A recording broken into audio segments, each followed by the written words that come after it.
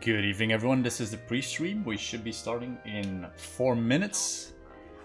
This is a low-key stream tonight. I will be painting on the Divided States for 2 hours. We have no guests, but we do have an open channel on our Discord mic, so feel free to join us. We also have radio, Guys Right Radio, by our very own Nicholas Faircrest, aka Alex Stunk, playing during the live stream. Guests, but we do have an open channel on the mic, so feel free to join us.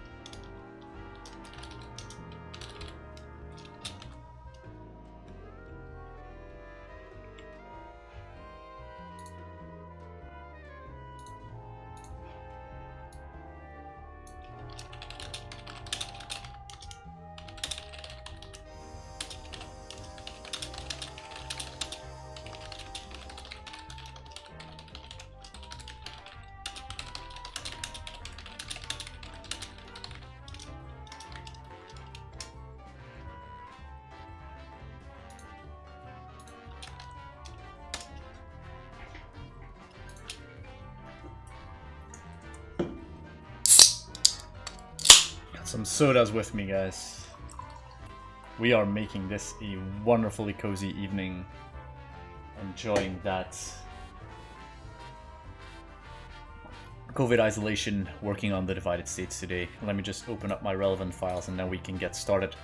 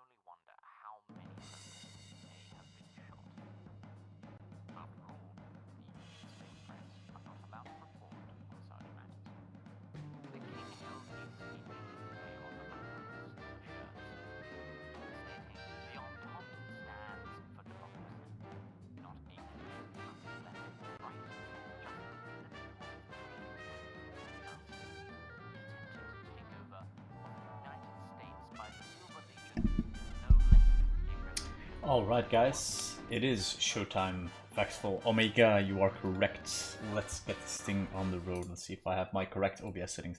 Good evening, good day, and good afternoon everyone.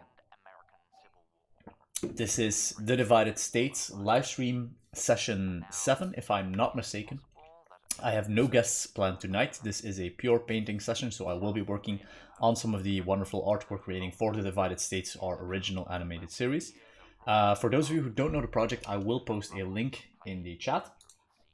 If you guys are getting good audio levels, or if you're hearing audio issues, let me know, because I don't always hear the same thing as you do.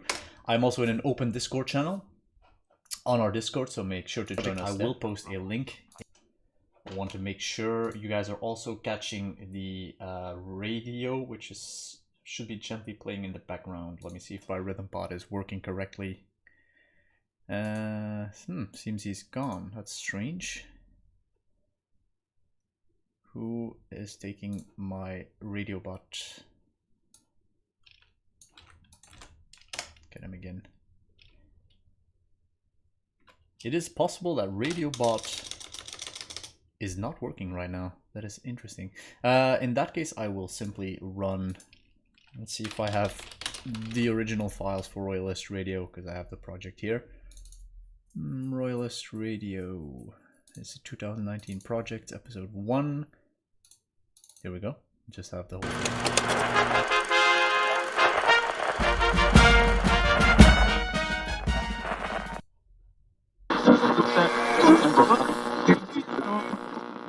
Perfect. That should create us some background music. I want to make sure I mix that in correctly.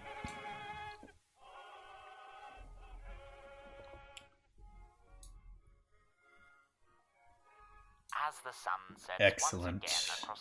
Alright guys, we are working on the first episode of The Divided States. More specifically, we're working on scenes 1 through 5. We are doing some patron cameos which need to be painted in. Also working on some of the rough frames that I've set up.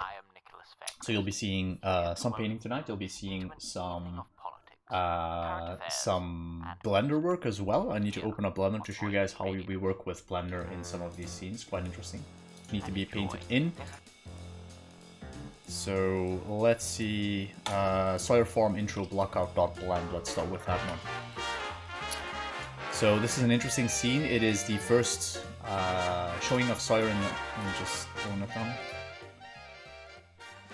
Yes. This is the first time Sawyer shows up in the show, so I've made this rough Blender blockout with using some 3D assets I found online. And I am going to switch you guys to screen share, so you should be able to see my screen now. This is how it looks in Blender. Now let's open that up in Photoshop. Let's see what we got.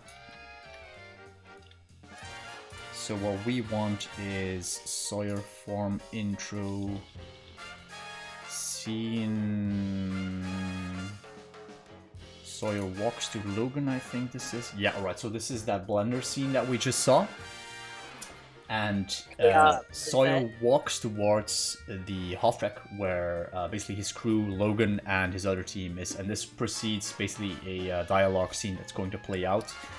This is the second or third scene in the first episode, but first I want to start at the beginning maybe and show you guys roughly what the episode is being built up for right now. So we have the Premiere project open here.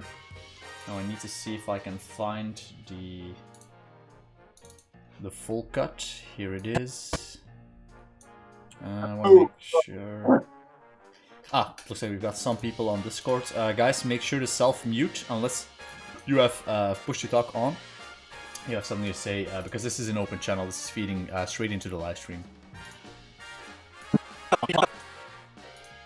Gonna mute all these tracks. Escape from Chicago, episode 1. Yeah, okay, cool. So I will show you guys the beginning of the first episode that we have right now. So this is the opening car chase in the Divided States, but we are taking this scene out, replacing it with something else, but I'll just show you how it plays out. We get some establishing shots of Chicago. And then we go into a couple of shots, basically. Actually, I should open the actual composition. We get a bunch of shots of our characters, basically in like a high pursuit car chase through Chicago. This is Emily and the scientist trying to escape. They are being chased by agents from the Bureau. We've got a bunch of Blender renders here. Gonna run back and forth. At a certain point, they drive onto the bridge which goes onto Greektown in Chicago. Emily shooting out the back. He's gonna make a hard left turn. See the bridge here. So the car makes a hard right turn onto the bridge. This is snowy, so we're starting in Cold Spring. Then the car chasing them crashes into a bridge. Emily says, oh shit, I think we just killed those guys, or something to that effect. Again, this scene is being rewritten. I'm not super happy with the way it turns out, and I think I have a better opening scene. We'll get to that in a minute. This, as you can see, blender renders of the characters. This is scientist Albert says. No, I said agents from the Bureau, Omar. So the Bureau of Revolutionary Protection, which is basically the FBI slash secret police in Chicago. Scientist says to Emily, we have bigger problems up ahead. We get this shot, which is one of the shots we'll be working on, the barricade shot, which will be replaced with patrons. So they have this whole barricade on the bridge. They're trying to get through. Emily says, like, we have to drive straight through this thing. There's no other way. They're behind us. They're in front of us. I think Albert says something to the effect of, this is suicide. He still floors it because they have no other option. So he floors it. Car starts speeding into. We get this like nice bumping rock track coming in. Car speeds towards the tank. We get these rapid cuts back and forth. The tank turret turns towards them. Get this final shot of Albert. He says, oh shit, tank fires, and that's the beginning of the show. I think I can show you the full episode. So beyond that point, we actually have the intro animatic playing, which I don't think I have shown yet, so I will show it now. Intro. There we go. Just got the music. So right after this scene, we get, that is the actual intro of the show. So this is the pre-credits. Credits roll, and it talks a little bit about, I think this intro animatic that we're working on explains the concept of the show quite well. So you should be able to hear the music.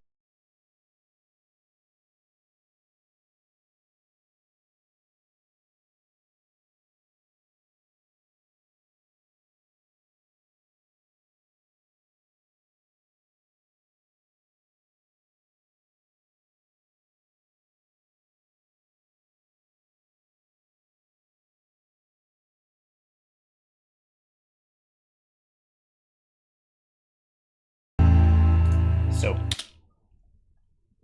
there's a bunch of stuff here.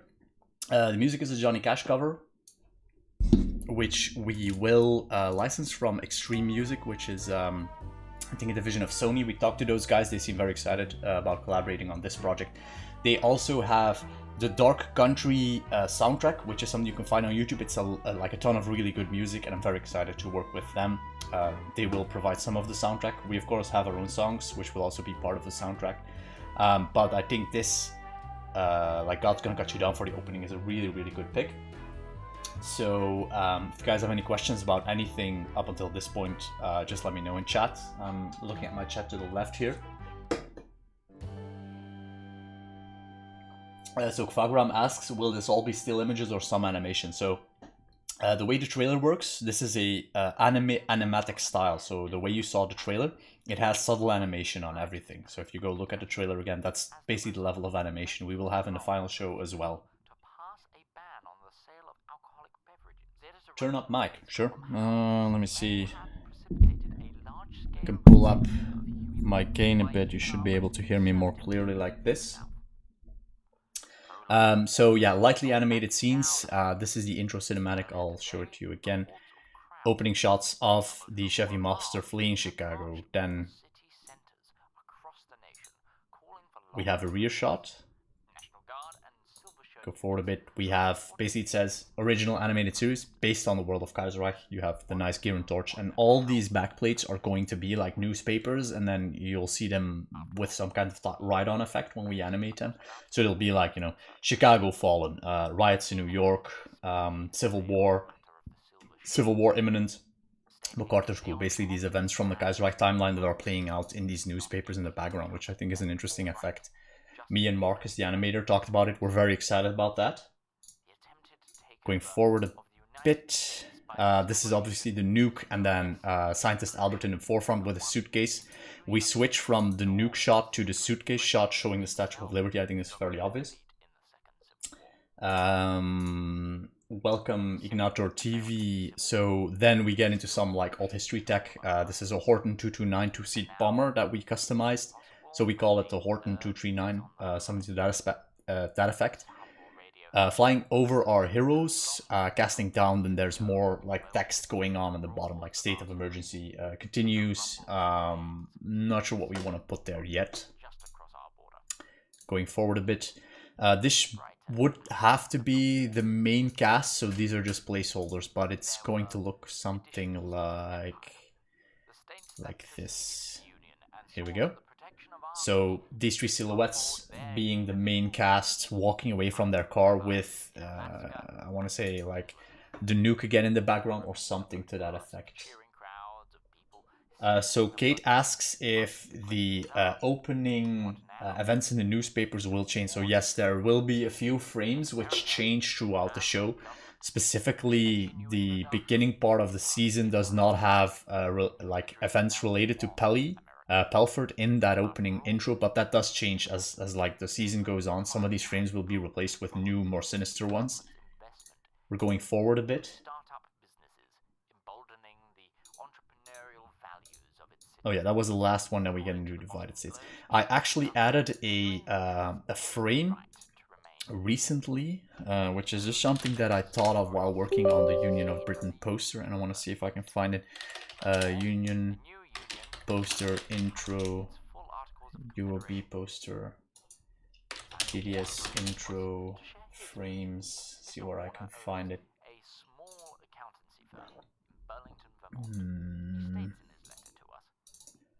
We have so many files, guys. So many files. I think this is it. Before now, I always saw myself as a citizen of Vermont. Intro. Yeah, okay, so this is a new scene that I may add later because it has this reference to like the Union of Britain, which I thought was cool. But anyway, that's the first two scenes of the episode. Before I continue and show you like the actual beginning of the episode, I want to show you the alternative intro that I've been working on today. So I've been thinking about this car chase opening over the past 2 weeks, and I'm like, I'm not 100% feeling it, especially considering some of the scenes you will see later in the episode. I feel there's too much of like an emotional mismatch between these two. So what I was looking for was like a darker but slower opening with sort of like, you know, a soft guitar undertone. And then I started thinking about maybe we should set it a few weeks as a flash forward, a few weeks ahead when like the party's already together, our characters are on their way. So I pulled the old crow shot from the trailer, and then I was like, what if the middle thing was a German tank? So I put a Panzer III there. I think it's a Panzer III. And it's set in a swamp, right? So then this is what I've been working on today. Then we get some kind of shot of a highway over a swamp somewhere in Missouri, somewhere in northern, like southern United States, a bit further up ahead in the season. And we see our heroes at a low point. So what we're seeing is the first shot of Emily we get is her like leaning over in the ditch. She's vomiting because at this point in the story, and this is... But we're not going to see the scene again until like episode 8 or 9 even. But Emily gets malaria at some point in the season. That's a cool... So one thing I found out was that there was a rampant malaria epidemic in the south of the US in the 1930s and 40s. Definitely would not have been better in the case of a civil war. So I think this would be really interesting. So we have Emily get malaria, which then drives the plot forward to some aspect. So Emily's leaning over, she's vomiting into a ditch. The car is broke. You don't see that in this frame because this is the only things I've made today that reference the show. But Sawyer's there. He says, I need to pull up the script. I don't know exactly what he says. Divided States. Let's see what that Denver intro is. The fate of New England may fall to you. If you are not registered to vote, you will not be allowed to take part in this snap referendum. The Canadian government has issued... Yeah, so Emily is leaning on the car. She's coughing and vomiting. We might have some shots of burning oil rigs. I need to see how I want those opening establishing shots. Sawyer says something to the effect of, you know, car's broken. They're looking at the Chevy Master. Thing has a bullet clean through the engine, through the canopy. Then we have Albert popping out the door. He says, guys, not to be a bother, this guy isn't going to last much longer. Then the camera like reverses into, we see what's in the car. In the backseat of the car is a man in a hat. That's Agent Marcus, the fourth character, which will be introduced later in the series. He's shot up, he's bleeding bad, so he's unconscious. All right, so then Emily says something to the effect like she's coughing, she's in really bad shape, sweating. She has very heavy malaria, like very critical condition. She says we have to go on foot. She doesn't finish that sentence. She vomits again. She begins coughing. She's barely standing upright. She says we aren't far from. I have no idea. No idea where. I haven't figured that out. Should be somewhere in the northern Missouri, I think, at this point. Sawyer says something to the effect of, you're not going anywhere on foot, you're burning up and dehydrated, you probably have malaria, an hour in this heat in your condition and you'll go into some kind of shock, another hour and you're dead. Emily says, I can make it. At that point they spot a convoy of basically probably half-track Panzer IV and bunch of cars coming their way. Sawyer grabs the binoculars. He says, no. Emily says, is it the Legion? And then Sawyer says, worse, they've got crowds with them. So it's basically a convoy of Silver Legion soldiers with German attaché. Sawyer says, grab the satchels, hide in the ditch, I'll try and talk it out. And then the end of the scene is basically where Emily and Albert hide in the ditch. Sawyer stops the convoy and tries to talk them tries to let them pass so they wouldn't get searched. This goes bad in some capacity. Emily says this day can't get any worse, or this is a really long day. She blows up the satchels, and that's where we go into the intro, right? So that would be the alternative to the car chase scene, and then we'll probably hold a vote for that in the Patreon lounge internally to see which one of these opening scenes we want to use. So that brings us back to opening sequence, and then we start in our episode proper. The opening scene of the episode after the credits is called Scene 2, Emily's Apartment. Let me check our live chat first.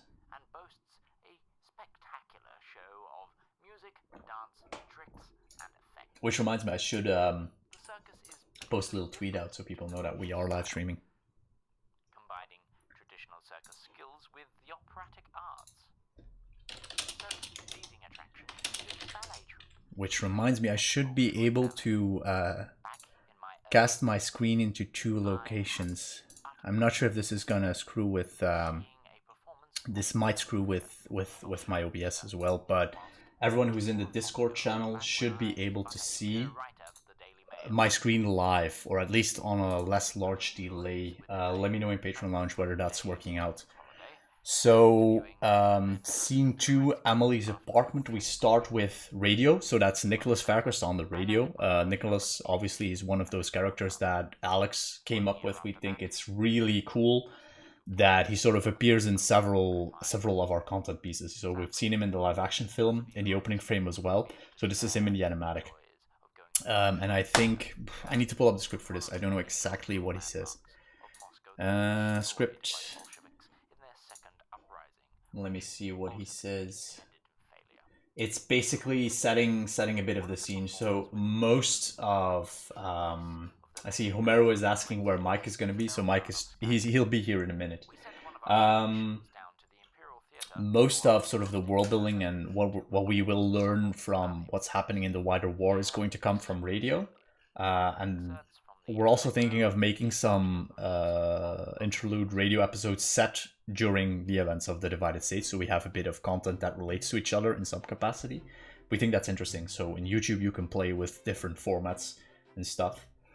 So this is Emily's apartment, interior day, and Faircrest says, news from across the Great Lakes. Factional infighting within the combined syndicates has led to widespread... I'll pull up this thing first. So we see these establishing shots of Chicago. Nico, I will get to your question in a minute. Let me just finish this train of thought. So this is right after the bombing of the Chicago Board of Trade. So we see destroyed Chicago Board of Trade being reconstructed. So it says, after the dramatic bombing of the Chicago Board of Trade, many blame the internal troubles of the syndicalist government to the lack of progress in the war. Many within the hardline totalist faction are proposing an outright purge, and that is when we switch to the shot of Union Stadium in Chicago. And then we have this protest going on. So basically, protest sounds well in. Chicago, after losing the peninsular ports and blockaded by the Canadian government, is low on fuel and food, and the city may soon be reaching a breaking point. So we see this shot, low on fuel, food lines. Then we see the protest from the sky. We zoom into that window, and that window is actually Emily's apartment. So this is the morning of the first day of our story, basically. So Nico asked, when is it going to be released? So our original plan was to release 3 episodes this year, and that is going to be a big problem because, as you can see here, we have about, I want to say, 6 minutes of the first episode done in a 20-minute episode, and it is March, right? So normally speaking, to meet that schedule, we would have to have 1 episode fully finished by then. At this point, I'm hoping for 2 episodes this year, but this is why I'm begging for more money, right, everywhere, because what I would like to do is have more budget so I can get Quentin. Quentin, who is one of the illustrators, he actually made this frame. So he's really good with the Divided States art style, so you won't see any difference between a frame I made or a frame he made. I actually need him to like full-time just be painting illustrations for this thing, because we need so many illustrations. As you can see, we've up until this point we've seen at least 30 different images, and there's like a ton more that we need to paint. So having to do that all myself definitely slows down things, which is why we're asking for patron contributions, you know, merchandise, all that stuff. That's basically the monetization aspect of it, where we need like additional budget to make this show. Failing that, I will simply paint everything myself, but then if I do it all myself, I think it's gonna be 1 episode a year. I don't think it's possible to do it faster than that. It's 400 illustrations. Like that would imply I would have to finish a single frame every day of the year, more than 1, and also that like the voice acting and all that stuff like is just instantly done. As you can see, it's an enormously challenging project, which is also why I'm very excited about it, because this is sort of this level of storytelling we cannot do with live action right now, right? So the level of set pieces we just saw with the swamps, with the drawn tanks in it and all the tank battles, like all the cool set pieces we want to do, definitely only possible in this storyboard animatic style. So I think this project has to live next to our live action projects, which will happen later in the year. I want to see where Jordan's hanging out. I know he's shooting some commercials nowadays. So yeah, I need more illustrators and more money to pay them, basically. So Abraham says, yeah, so much you're learning about. That is, obviously, as you watch the show, you'll learn a little bit more about the Divided States, which is also why we called it the Divided States, because the Divided States is a spin-off of Kaiserreich. It does not define Kaiserreich canon, because it is set in the 1940s, and it has a defined timeline that the heroes go through, which is not possible within the actual Kaiserreich world. So this show specifically, like Red Flood or like, you know, like the Kaiserreich submods, have this set timeline where it's going through events. So Omar asks whether Strife 2 is confirmed. I mean, we confirmed Strife 2 during, basically during Strife 1. The next story, we want to do first a short, which is set in the Union State, featuring George. So storyline centered around George. We have a really cool concept for that. And then we want to see also what Victoria's up to. We have had a conversation, which I think is really interesting, about where basically we do alternate timelines within Strife, within the live action, where we see the family in different timelines doing different things. A bit like, you know, the Man in the High Castle does in some episodes, not going to spoil. But you would see events which are contradictory. So maybe Victoria dies in one episode, and then the next episode is basically the same day again, but she lives because different decisions were made. I think that's really interesting within our alt history space. Taking a quick break to post something to Twitter, so people know that we're out here talking about the show. Let's get cinema. We are live.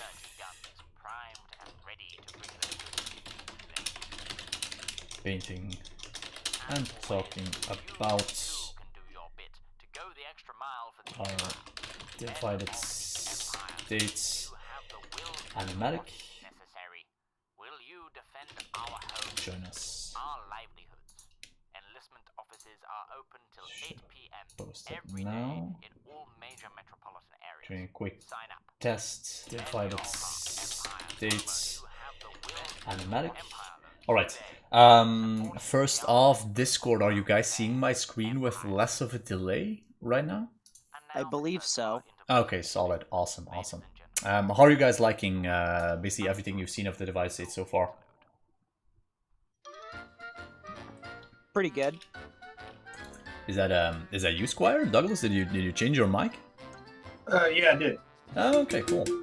Well, it's also me. Oh yeah, Vin. I was like, wait, Douglas, did your voice change? No, you move one time Sorry zone and your about voice is. You're a whole new man. Moved one city. Obviously in Australia, that's a continent away, single city. But so I was like, maybe different there. So I feel like I have to ask for at least a couple of the people in the room. Are we going to be seeing any New England content? Thank you. Right, so in this I think this chat room has like 3 people with New England avatars in it. I'm almost afraid to give that answer. So New England content specifically is a hard one because our heroes are headed in the wrong direction. Like they're headed west. New England is east of there. Not directly. There will be establishing shots which feature New England soldiers later in the episode for reasons that I will not spoil. But let's say New England does play a role. However, it will never feature directly in the divided states because our heroes are like heading deeper into the Union States and also heading west. So they're heading away from New England. So sorry guys, no direct representation of New England in terms of characters. We have a few other factions which appear through like Lend-Lease or volunteer forces. Maybe we can sneak in some New Englanders there in some capacity. It's that is very much open. So you guys know about the the episode in Texas with the Federalist holdout fort. So in a way, there's definitely those Democratic Aligned forces are definitely there in the episode and present.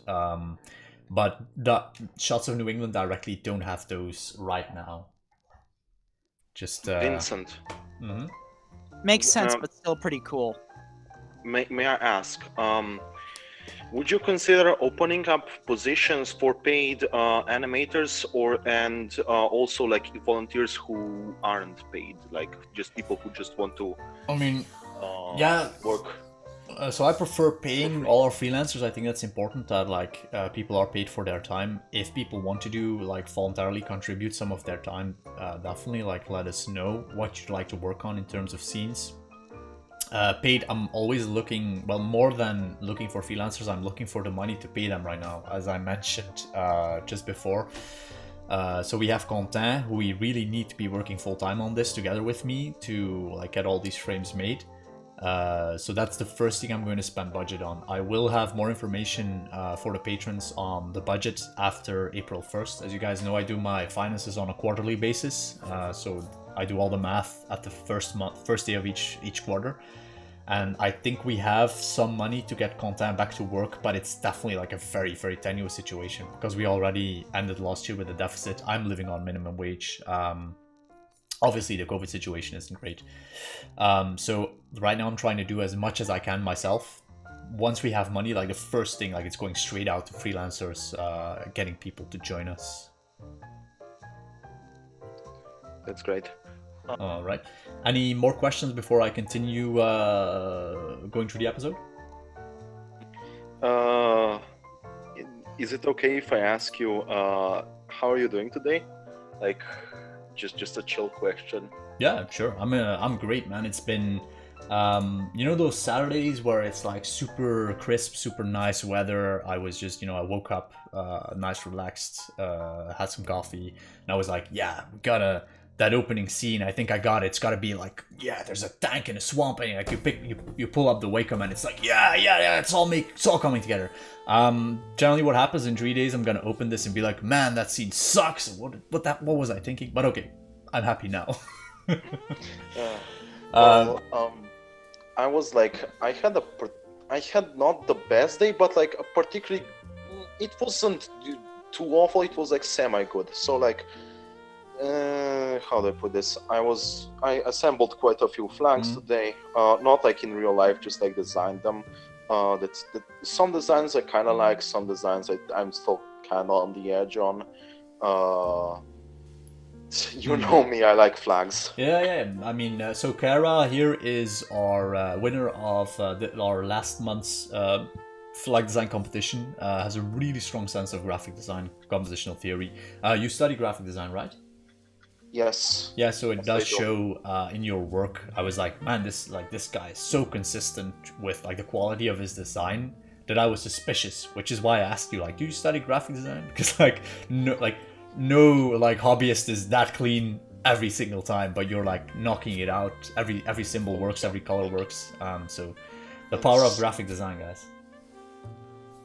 Yeah, like it's like I've been like studying for like like 3 years ish, a bit less than that, and it's like when I started, it was so fucking painful. Like just to get through the basics of like what colors work together, what don't. Yeah. Like the contrast things, like the whole thing of like unless you're like going for like depending on what type of thing you wanted to make, like you should either use like a lot of gradients or you shouldn't use a lot of gradients. Like you can't really do a in between where like half the thing is gradients and half the thing isn't. I'm passionate on the subject, of course. I study graphic design, right? I have a bachelor's in graphic design. I'm not sure if I mentioned that.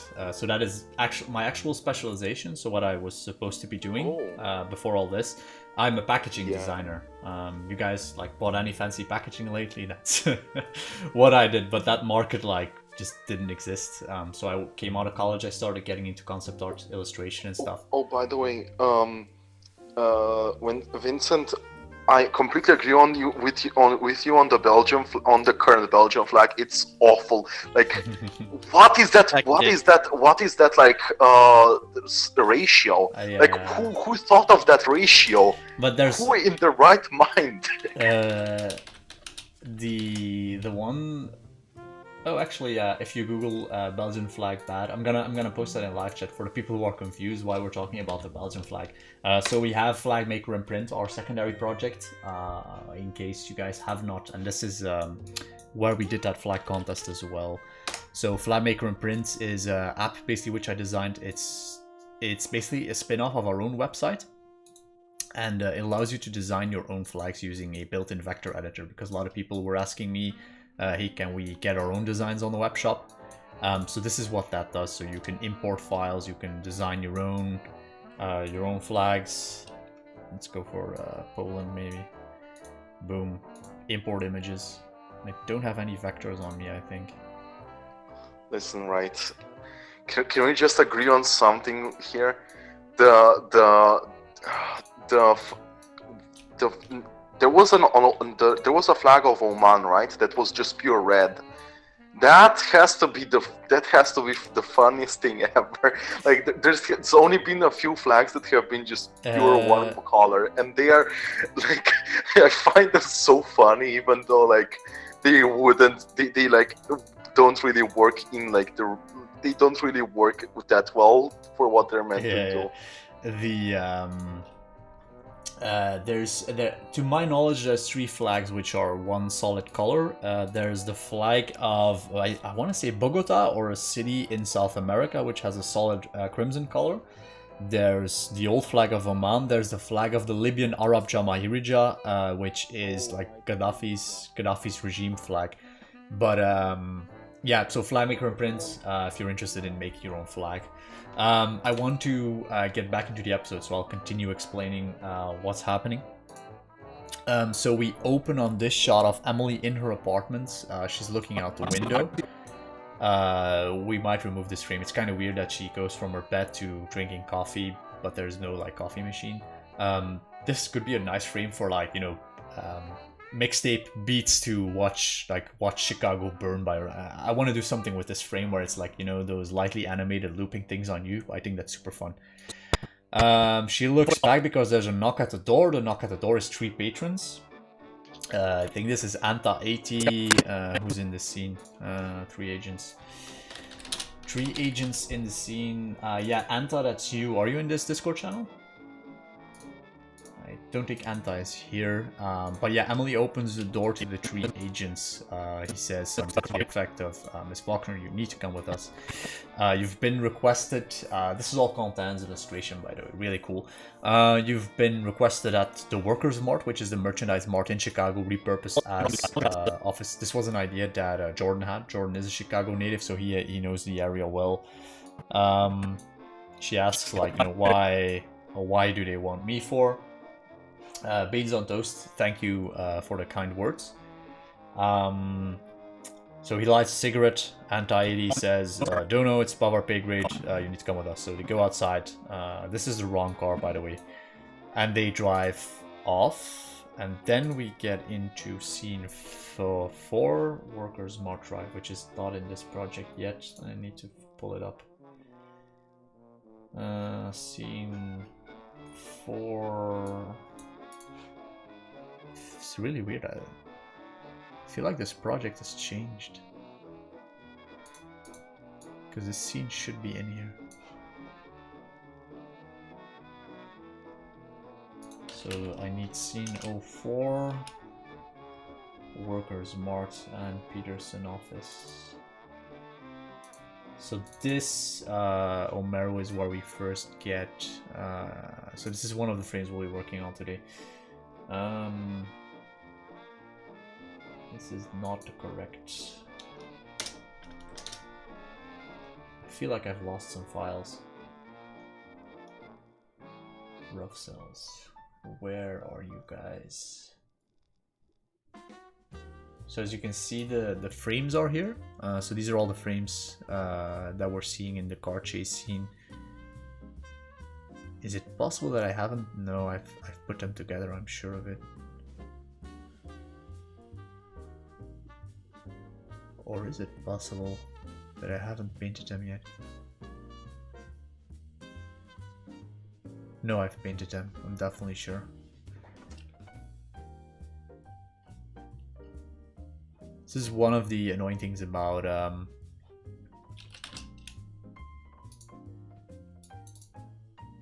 Chicago, about Premiere. It doesn't fully show you which one of these is a composition and which one of these is just a single frame. So this is car chase.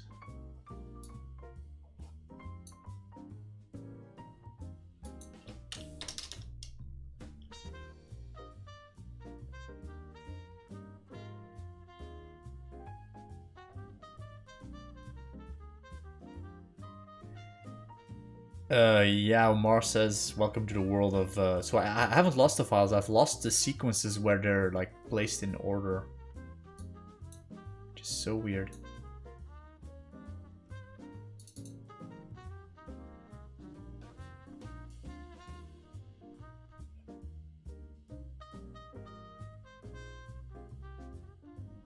Huh.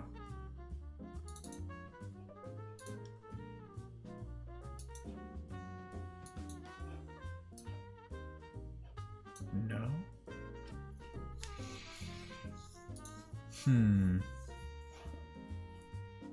I think for the sake of time, yeah, so Aiden says losing files on stream. Definitely a thing. So you can see like just the amount of illustrations that we have here. I'm afraid I don't have the sequences open, so I'm just gonna pull them open in Bridge. I can just show you them out of order.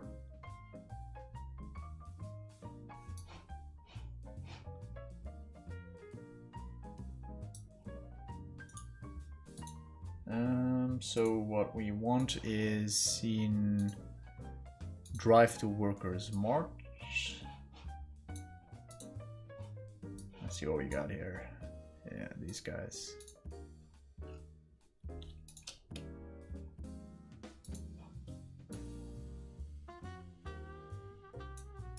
Here we go. Right, so this is right after. So as you can see, this isn't fully painted yet. It's just placeholders. Emily gets in the car. The 4 agents are driving. Tristan asked what my favorite submod is. I haven't played submods for Kaiserreich yet. If I do other mods, it's I played After the End, for example, which I think is great. Trying out the Fallout mod, which I think is really cool. We're also doing something with Equestria at War with the channel, so I want to try out that mod later when I have some time. So we've got a bunch of scenes driving. It's snowing, so I still have to add snow in many places. But this is early spring, so late winter, and we have a lot of snow in the city. It shows the difference with this opening shot, for example, where we're in a swamp and it's super hot because that is during the summer later in the episode. So Emily and the agents have a bit of a back and forth, and I need to open up the script on my other screen here. They have a bit of a back and forth, and she says something to the effect of la la la la la. Yeah, okay, so one of the agents, so he turns on a radio, and instead of like Canadian radio, he turns on like Syndicate radio. And then he says to Emily, so it's this shot, he says, like, I couldn't help but notice, Kamerad Faulkner, that you were listening to reactionary radio. You do realize that's a felony. And she says something like, oh, I'm sorry, I like to get a foreign view on things. And then the other agent says, like, okay, don't worry about it, like, we're not going to hold against you. But there's definitely like that sense of like, you know, there's suddenly these 3 agents showing up at her door. She doesn't know what's going on. She's getting increasingly worried as we drive towards the merchandise mart. I found this shot, which I think is just perfect. Like, this is an archival photo. I will paint over it. So we're gonna get this long shot of the workers' mart with banners, with sort of a droning noise as they arrive. And then we get the bridge guard scene, which is the one that I'm going to open because I need to paint in patron cameos. So the 2 red circles are the ones we'll be working on today. But first, let's go through the rest of the episode. So arrives, and that is the end of this scene. So it's back and forth as the tension rises. And then as they arrive at the workers' mart, we actually cut into a different scene, and that is going to be the introduction of Sawyer. So there is a point, so beyond this point, there is a content warning because there is an execution scene in this part with Sawyer. So if you are sensitive to that like level of graphic content, the Divided States is a dark show. This is probably the time when you should log off. So just one warning. So Sawyer is out on the front lines, and they've just taken over this farm. So we see this shot of him. There's people being lined up, and he's seeing this, and he has like this surprised look on his face. And he walks towards his captain, which is where we get this scene. Walks towards his captain. He says like what the hell's going on, Logan? This guy hasn't been painted yet, hasn't been designed yet even. Like, Logan, what's going on? Why are these people being lined up? Logan says like, yeah, so the guys up top send a cleanup crew, and Sawyer, actually I'm just gonna read the thing. Yeah, so Logan says, our job is done. Up top wants us behind the wire to ambush syndicate convoys. Grab your kit, we're heading back out. The brass send out as cleanup crew, they will finish up here. Sawyer says, finish up here. Cleanup crew, like, who the fuck are these guys, Logan? And then Logan says, you know damn well what I mean, Sawyer. And then we get this shot. Like, so people are being lined up, and there's like, they're just getting ready to execute him. And then Sawyer, like, he sees he gets super pissed off. Like, what? These people are prisoners of war. This ain't right, Logan. Like, why aren't you stopping this? And Logan says, above my rank. Sawyer says, bullshit, call in a truck, have these people interned, this isn't how we do things, Logan. Then Logan says, what is this, what fuck is this high and mighty bullshit all of a sudden? If you've got so much trouble with this line of work, why did you join up with the Rangers in the first place? Sawyer says, I joined up with the Bloodhounds to stop the Reds from taking over the damn country, not to enable kids with guns to act like fucking savages. So they get this really heated back and forth, and then there should be a scene here where Logan, he grabs Sawyer by the turncoat and he's like, yeah, you're gonna fall in line, soldier. This basically sets up later where Logan is where Sawyer is going to turn against his own unit because he doesn't agree with this way of doing things. And then there's a really cool scene at the beginning of episode 2 where we go into the reason I'm writing you this letter, son. So it's basically opens the same way as World of Kazrak Union State opens. Logan says everything. Yeah, basically this isn't fully written, but there needs to be an illusion that the syndicates are using people in civilian plainclothes to attack convoys. So basically they've started executing what is essentially commando order. They're executing every commando they find. So this is why this is happening. Sawyer obviously thinks this is a war crime, which it is. Disagrees with it, but they just lost a few people of their unit to these levels of ambushes, so they're super paranoid, like they don't give a shit. They're just going through with it. Sawyer says, you told me this wasn't going to be like Russia. Logan grabs him, he says, like, this is going to be anything like Russia. This time, we're going to win. Now follow the line, get the civvy trucks, we're going behind the wire. And that is when we cut back to Emily inside of the Workers' Mart. And I don't think I have... this is where, like, we run up to the end of all the frames that have been made. Peterson office interior. 4 frames made, but there's a lot of stuff happening here. So we cut back to this scene, so we're back to Emily now. Emily gets out of the car and we get... The agent repeats, like, someone that you know is going to pick you up at the stairs. And it's Michael. So this is Michael, the first introduction of that character, Omar's favorite character. Michael's standing on the stairs, there's a bunch of soldiers next to him, and he's got, like, nice agent wear on, and Emily sees this. So as you can see, at this point, we ran out of time to make these frames. We're still working on them, so it's all placeholder. She sees him, runs up to him, they hug. So I don't have this made, so I just put this stock photo here. It needs to be something like this. Basically, hugs him and says, like, Michael, what the hell's going on? Why are all these agents here?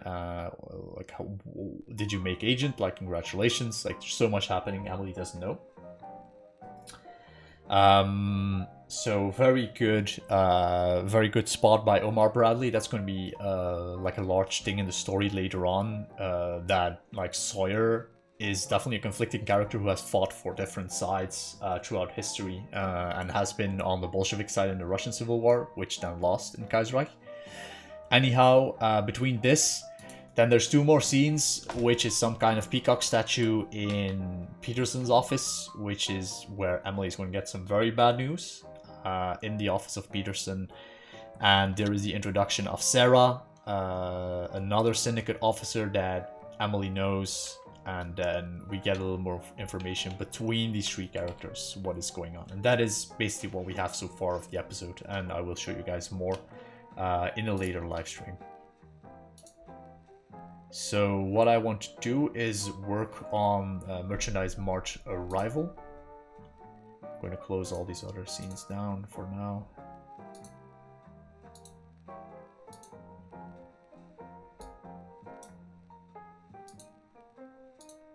So we have 2 characters here that we want to paint in. First we want to level out some of these things because that is a way too strong element. Using levels to push some stuff down. Alright, so we have 2 characters here which will require painting. So Quavram asks whether the Roblox cameos are in this stream. Yep, I'll have the barricade scene open, but I want to work on this one first. Let me pull it up. Barricade. What's that called again? Episode 3, scene 1. Episode 1. Barricade. Yeah, I think it's called Close Up Barricade. Here is a report from the War of Reconquest, the Battle of the Azores. Newly promoted Flight Lieutenant George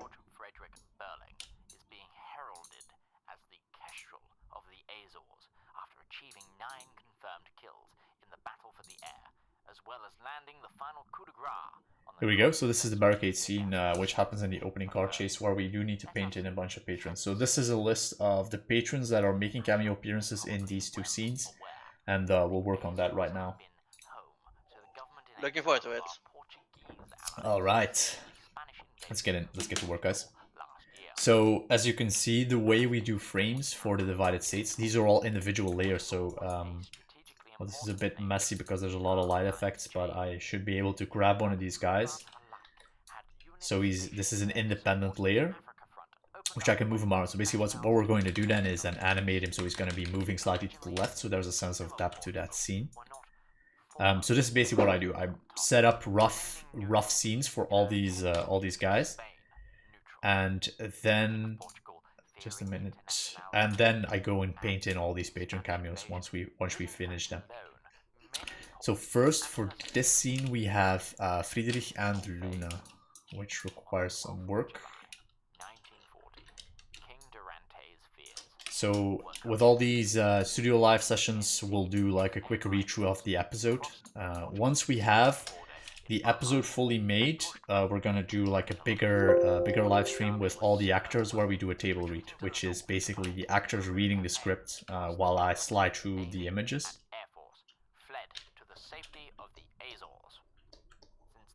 So first I want to get a base to paint this guy on. Oh my PC is very slow. Streaming and painting at the same time is not good on a computer. I need to, maybe if I close down Premiere, I'll be using less RAM.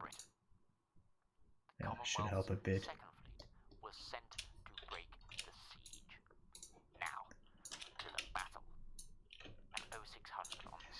We've got the Battle of the Azores.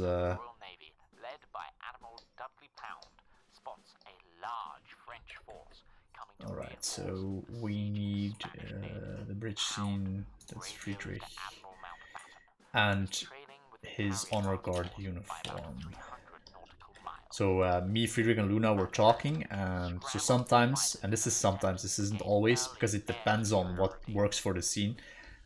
Sometimes patrons get to choose the uniform they're carrying. So in this case they did, because these were honor guards, and which means they don't have to like necessarily have the most practical. So let's say they have a tassel. This is a greatcoat, so it closes here. We need about 6 to 7 buttons. There we go. Hey Ben, so what do you think is the general aesthetic for the CSA? Do you think? So like uniform wise? Yeah. So the general aesthetic, it's based on a combination of US World War II equipment and then some Soviet stuff thrown in there. The EUS has more of a German vibe, of course, and then New England and Pacific States have more of a British look to them right now. I think in terms of concept art, I'm relying mostly on the designs made by Hussar, because I think Hussar has done like really good concept art in terms of uniform design. Basically, we're trying to continue to build on everything that's been done before. You mean like you try to Sovietize like the American uniforms for the CSA? Is that? Yeah, something to that effect. It'd be cool. It'd be cool to see, because like combination Soviet American, you haven't really seen that before. Yeah, there's like a bunch of really cool visual stuff that we're going to have in the divided states, which you've never seen before, like the use of some alt history tanks, alt history weapons. We're gonna have a lot of them. We don't really see like Man in the High Castle is the first time we really see like a true alt history show showing like alternate technology. Then more recently you have what is it, The Days That Shook America, I think, with the Lindbergh presidency timeline.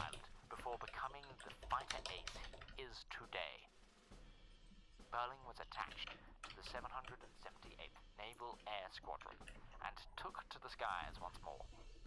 The counterattack had begun. Gonna have to isolate The Spanish had all but this. fled from the battle, but the French Navy remained. possibly dumb question, but will cameos be? Will there be like minor voice acting opportunities for like cameo shit, or just? I don't know where you're really going with that question. Yeah. So on voice acting, I'm not opposed to the idea, but only if you have like a really good quality mic, right? So because an audio quality is really important with this type of show, because if someone has like a non-studio mic even, like it's going to be very noticeable when you play against these voice actors who are working with like professional studio microphones. So I would definitely have to hear it and then make a decision. It's not something that I can just promise to anyone. I know a lot of people would love to voice their own characters. It would depend on like the amount of voice lines and stuff as well. There are, speaking of that, I do have a studio microphone, but the problem is it can pick up the noise from my computer, so that might be a situation there if I ever try to apply for it. Yeah, I'll see. Like, let me know if you have like anything specific that you'd like to voice, and I'll see like what options we have there. But as I said, my concerns there are mostly practical. So it should, if you can make it so that it's not noticeable that you're not like a voice actor, then we can definitely talk about that. If the drop in quality is very noticeable with the mics, then it's going to be a bigger problem. I might have to say like, yeah, we can't do this because it's going to destroy like the realism of the scene. It's basically. I got a blue snob. Is that good enough if? I have no idea what that is. Like, I'm not a microphone expert, guys. I just bought this. It's a mid-tier USB microphone. Okay. Yeah, I'm not sure what constitutes good or bad microphones. I would have to hear it basically, and in the edit, like with the voice actors, once we have all that, because we've struggled with audio quality, and so strangely, I'm an illustrator, but I actually think the audio is more important than the visuals, because I think we can get away with messy sketches here and there, but if like a voice actor flunks his line, it destroys a scene. I really believe that. So the quality of the audio is even more important when a show is visually like we're never going to have like the production quality of a full anime, right? So we need those mostly still frames to have like a really good voice and music behind them. Looks like we're at the end of the first episode of Kaiserreich Radio. The underhanded warmongering of the Kaiser. We will fight, and we will win. Good night, all. And God save the king. God save the king, gentlemen. So live chat, Discord, if you guys have any questions, let me know. Most related to the Divided States now, so the show we're working on. So William asks if this is Krita. No, this is Photoshop. But for people looking for like good software recommendations, I wouldn't recommend software like Photoshop to a beginner. I think Clip Studio Paint has all these features. I just have Photoshop because I've used it professionally and I have a license. The combination of Photoshop and Blender is like really good for this show.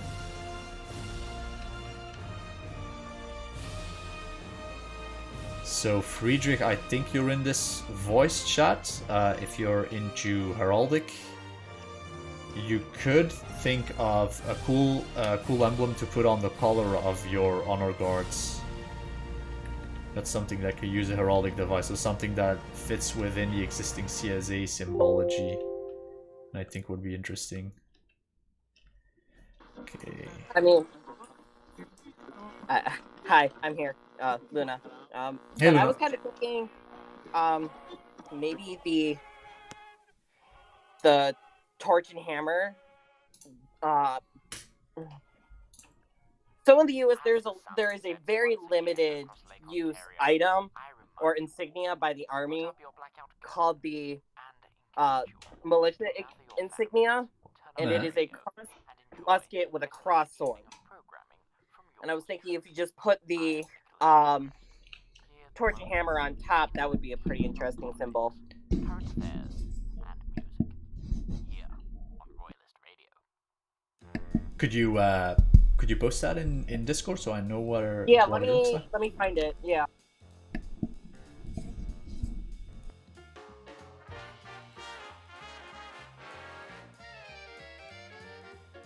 What have you been doing for the backgrounds? They look almost like edited photos. Aha! So you would like to know my secret sauce. So this is an interesting one. This is Google Earth. Like, it's legitimately like Google Earth. Several photos that I took off Google Earth. I'll show you. This is probably one of my more clever tricks if I want to do like a real Google Maps.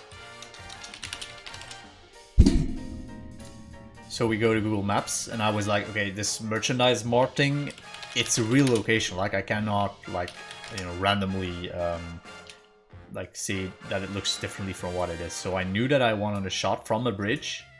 So I just took my Google guy, just dropped him here, bonk. There we go. Oh, this is a nice looking bridge. Okay.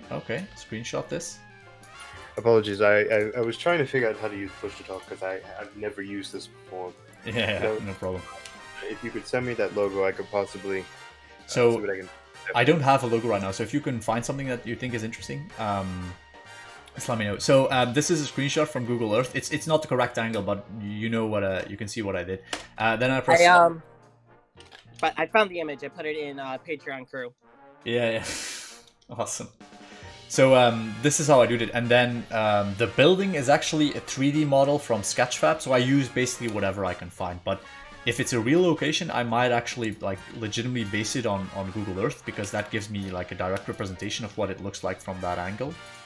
I've used Google Earth, especially the 3D version, in a few ways. I'm using it in a few of these drive-through scenes as well. Obviously, you need to paint out everything that doesn't work, like all these old buildings. But it's actually like surprisingly robust for finding like a nice location. Like, for example, let's say we would take this scene. I have a hotkey which is assigned to basically black and white and motion blur, and then I would hit it a few times to like take out all the details. And then you would need to like start reconstructing all these images, so you can like pull a background out of Google Earth. Let's say we put a guy on front here, and you have like the start of a frame. These two characters having a conversation somewhere. Shows you like what's possible if you're like being creative with your means and resources. For more complex scenes, this is all 3D, right? So I set that up, and it's a combination of 3D. If we go into Blender, we have barricade blockout, I think, or is it car chase blockout? Yeah, so I have like so many Blender scenes, and then free 3D assets which I use to basically set up this. And I make these rough mock-ups in Blender, I render them, and then I paint over them, and it helps me. Oh, this is an old like Emily head model. Oh my, it's really bad. This is the first version of Emily's head model. I think the more recent ones look better. I have a lot more work in them. They look into my soul. It looks into my soul. It's not human. It's not human, James. Kill it. I see dead people. Written holy fire. Let me see if I can pull up the most recent renders of Emily. I think they're in this Sculpt Master reference. So this is what it looks like right now. It's still not perfect, but it's actually it helps with painting. So you can see it's a lot more lifelike. Her eyes are too big right now, and the hair isn't 100% right. But I'm trying to set up these expressions and these renders so I can easily make different frames. All the dialogue scenes you saw in the car were made with this model. So even an imperfect model actually works. For example, I have Albert. His model is here. I don't have one for Sawyer, so that's what I'm trying to finish Emily's model first. This is a 3D scan of like just some dude. Put glasses on him, and I'm gonna pull this into ZBrush and then like sculpt on it and make it really look like him. And also change his shirt and stuff. But just generally for as like a basis, this is pretty good, like pretty effective. Is it just me, or does he look like the medic from TF2? Yeah, that's definitely like the look we're going for, right? The glasses look. I love that. Medic decided to settle down. Prepare for your examination. Yeah, I love the like glasses guy trope because every time when he does something dramatic, we're gonna have his glasses glint over like anime style. Amazing. Hell yeah!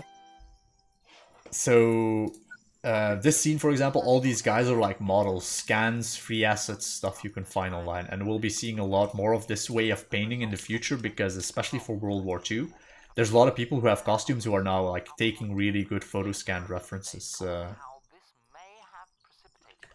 But it's still like most of the work is still done in painting. Ideally, we'd get to a point where our 3D models are so good that we don't have to do a lot of manual painting, and then we can move a lot faster. But making a 3D model that good takes almost as much time as like painting 600 frames or something ridiculous. So the jury is still out whether that is actually like it's going to save us time or cost us time, and I'll let you guys know how that works out. But it's one of the things we're experimenting with.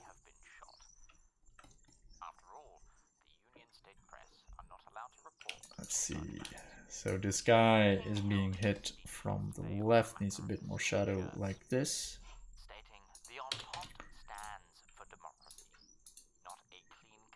So actually I think I have a frame open from a different project. So this is like a science fiction thing that you sometimes see me post in ArtCat. This is Almira. Science fiction character, basically science fiction version of Emily, but then she's Hispanic, which I thought was neat, and she's some kind of like space pilot or something, you know, just having fun with this. But you can see there's also a lot of 3D in this. The head is based on 3D with some scans and stuff, but then there's a lot of painting to make sure that it's like clean and everything like works together as an illustration, and it's not like, you know, the stuff of nightmares like that old Emily model.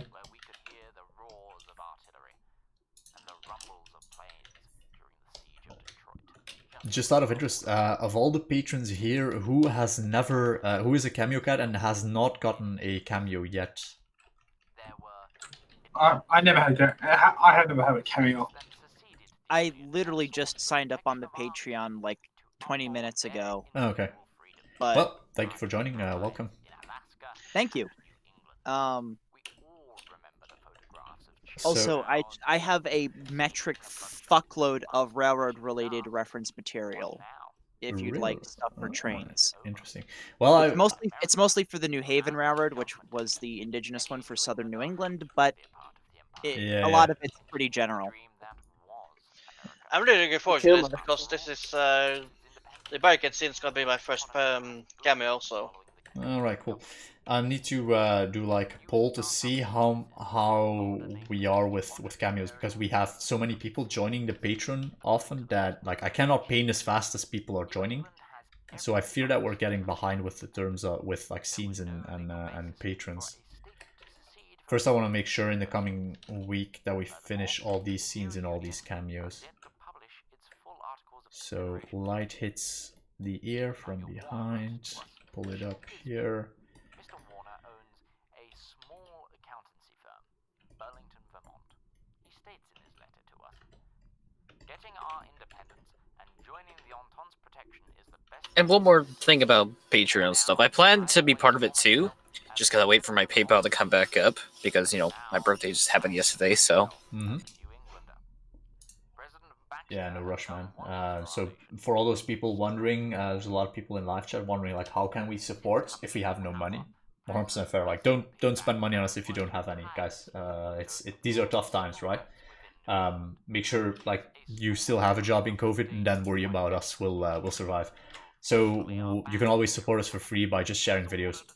It's simple as that. You know, we post something, you just put it on Twitter, just tell a friend. We're definitely like not getting any favors from the YouTube algorithm. We're seeing that like all our audience is coming from like stuff that we generate ourselves. Well, yeah, because you aren't child friendly. You gotta review those toys, Vincent. Come on. Yeah, definitely. And especially the divided states. Like, I'm going to. I mean, I'm going. There's now a system where we have to say like what's in this video, and I'm going to like put in like every offensive thing. Like, there is war crime, there is sexual violence, and this is a dark show. Like, I'm not gonna lie about that. So you're just gonna have to admit defeat and just be like, yeah, no, it's good. Yeah, so I mean, we're probably gonna be demonetized on all those videos, but that's fine. Like, it's just a story we want to tell, and I don't feel good about like, you know, censoring ourselves. Like, YouTube becomes the ENR man, right? Basically. Except worse because it's a private organization. Yeah. But I feel like if we're just true to like the story we want to tell, at some point, like, that is going, like, people are going to see that and recognize that. I think even like weakening the themes of the divided states is going to like destroy the story, because the divided states does not have a story of like war is glorious. Like, that's definitely not what the show is about. And if we take out these really horrible scenes of these executions and stuff, it just goes against what really happened. Like, guys, I live, I want to say it's a 20-minute drive to a concentration camp, so like a memorial site, and they have the gallows outside, they have like the bullet wall outside, they have all that stuff. They keep that, so like it's never forgotten in Belgium. Like, both wars happened here in a big way, and I mean, my favorite quote is those who do not learn from the past are doomed to repeat it. Yeah, it's one of the things. I mean, I can get demonetization for the divided states. I think that's 100% fair. Especially like the demonetization of channels like the Great War, for example. I think is very problematic, because they're definitely like an educational channel, and they too have struggled with. Yeah, they just got hit real hard. Yeah.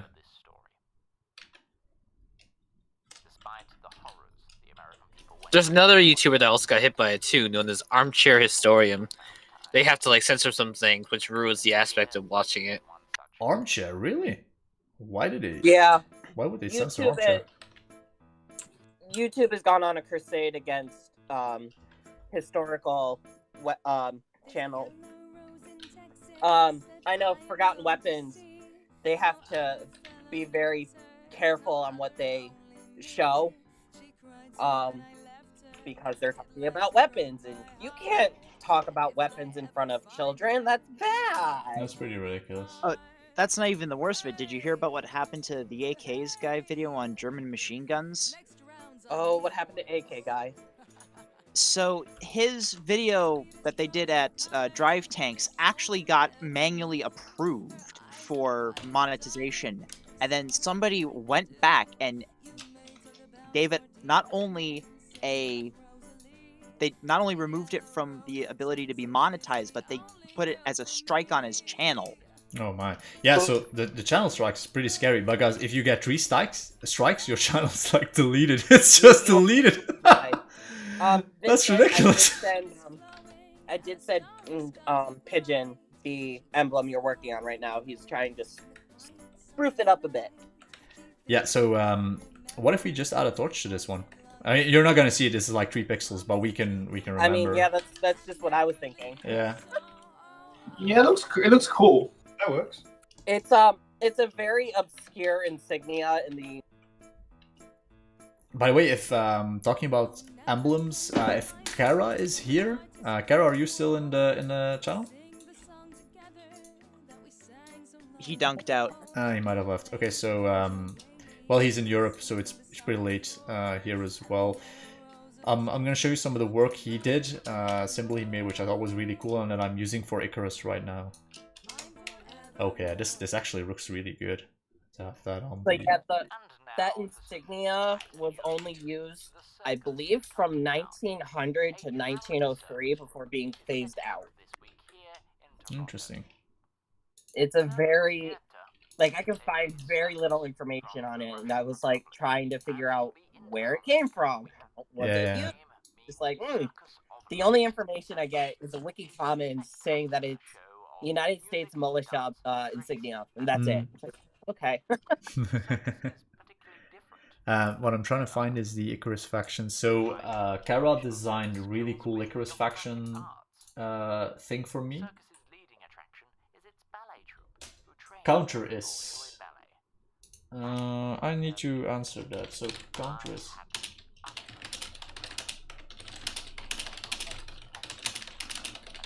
I'll give it a look. Let me check. So someone asked why I haven't checked my Facebook messages in a while. It's probably because I forgot where the link is, because it's kind of hidden. August. I think this is. How could you, Vincent? Yeah, I mean, we get a lot of messages, right? It's Discord, email. It's very, very difficult. Not just like the volume of messages, but also the so many different platforms that we use, like Reddit, Twitter. We're getting inquiries, Discord messages. We're getting emails, Instagram DMs, which is like a thing that I discovered like a month ago or so. People have been sending me like the chat messages on Instagram, which I've totally missed because I didn't know that was a feature.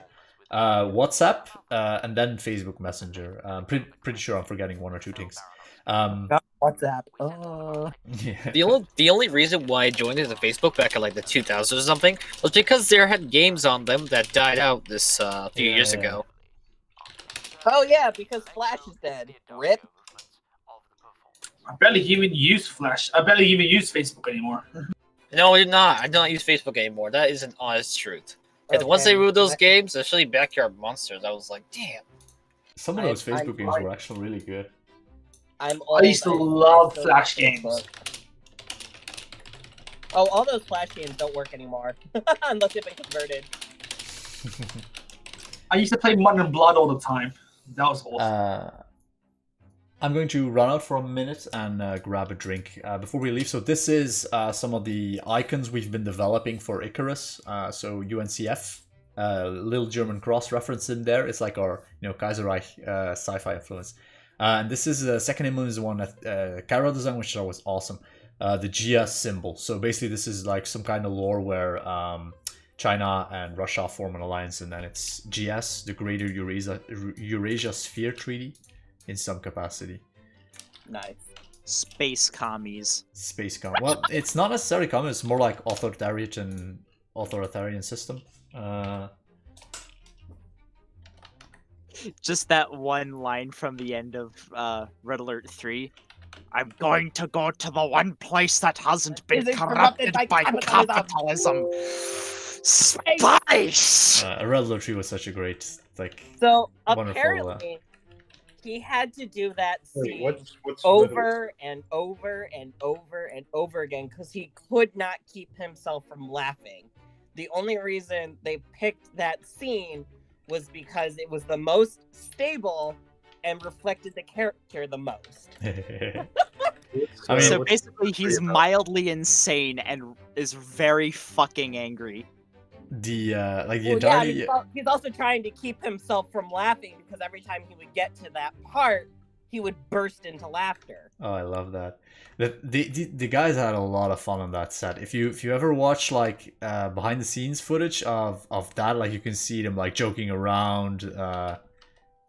Just the entire style of those live action shorts was so great. Which one is this? We're talking about Red Alert. Red Alert. Yeah, oh yeah, 3. Oh, that one. The old ones are glorious. Sir, the Russians are coming through Mexico. We have no idea how they snuck up on us. What the hell? Wait, the Russians are coming into Mexico and nobody noticed? The commies are invading from Mexico and California. We already knew those Californians were fucking commies, man. What makes me funny is that the French couldn't do it in the 1800s. I mean, it is. I'm pretty sure the United States... Oh man, that thing is so camp. It's funny. So what exactly is this show? What is Red Alert? Oh, it's not a show. It's a game. It is a video game. It's like it was a top-down RTS alt history game that was basically time travel 70s sitcom time travel shenanigans Yeah. cause Hitler to never exist, and instead the Russians get nukes and World War II happens, but it's like a 1930s and 40s UN versus the commies, and hijinks ensue. Think Cold War, but hot. Did this There's come out World War II. on what platforms? This was in like the 90s, and basically It the was, way actually the way that you can sum up the lore of the series is Cold War, but they did a line of coke. basically, yeah. Well, It's the the lore. Cold War. So It's Red the Cold Alert. War, but it went hot, but it's in World War II. So the way Red Alert works basically is that the world is basically like insane Saturday nights cartoonishness combined with like the Red Scare, but then what if all the crazy stuff they said the Russians could do, like they could actually do, like the Russians have mind-controlled squids! And it's also wonderfully over the top. And you should just go, like, do yourself a favor after this video, like after this live stream, go to YouTube, be like Red Alert, all scenes, just watch the entire thing. It's just wonderful. Zero reporting. The And the weird thing is, like, I saw the bloopers, right? And this might be a bit NSFW, but one commenter compared the production of the live action shorts in the Command and Conquer Red Alert 3 to the production quality of an adult movie. Yeah, I mean, that's definitely, it does feel like that, right? Like a weird. Yeah. Oh, to quote Alt History Hub, it's like an 80s. Oh god, I forget what he said, but it was basically that. Alt History Hub did an episode on It was like a Red question. Alert. It was a questionable 80s porno with Tim Curry. I mean, basically. It's still. Like... George Takei played the Japanese guy in Red Alert 3, and he's so. Oh, and then Japanese. George Takei basically just being able to live out his fantasies of invading the United States. Yeah, I mean, wonderful. The U.S. just gets screwed over 9 ways to Sunday, so.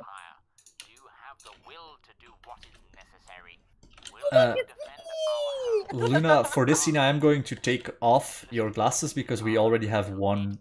There's too many people with glasses on our patrons, guys. We have to tone it down. I can't see without my glasses. Yeah, we all have to Kaiser wear... Cat Cinema is the empire of glasses. Yeah, the thing is, I have to like at least half the time I have to like not use the glasses because otherwise people are gonna ask me like, why is every soldier in the United States wearing glasses? I can send you a reference without the glasses. Yeah, wearing glasses in America is mandatory now. In the service? No, it's just a joke. Yeah. Okay, yeah. Yeah, Also, amazing Adrian here that. I think he's saying as bad as the Kaiser policy of no hats. Would you get your? I'm wearing my hat. No.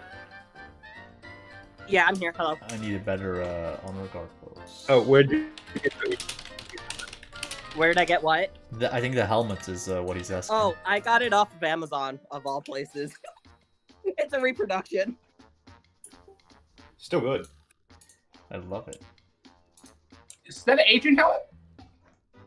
Yep. I Cool. have an Adrian. I have a Brody from World War II. I've got an M1 Steel Pot. I've got a Pickle Hilda and lots of hats because I collect hats and helmets. Say, Vincent, I had a question regarding the World War One. Mm-hmm. What if the Allies won, but they broke Germany down into their 1800 states? No, yeah, there's actually a mod that deals with that concept, I think.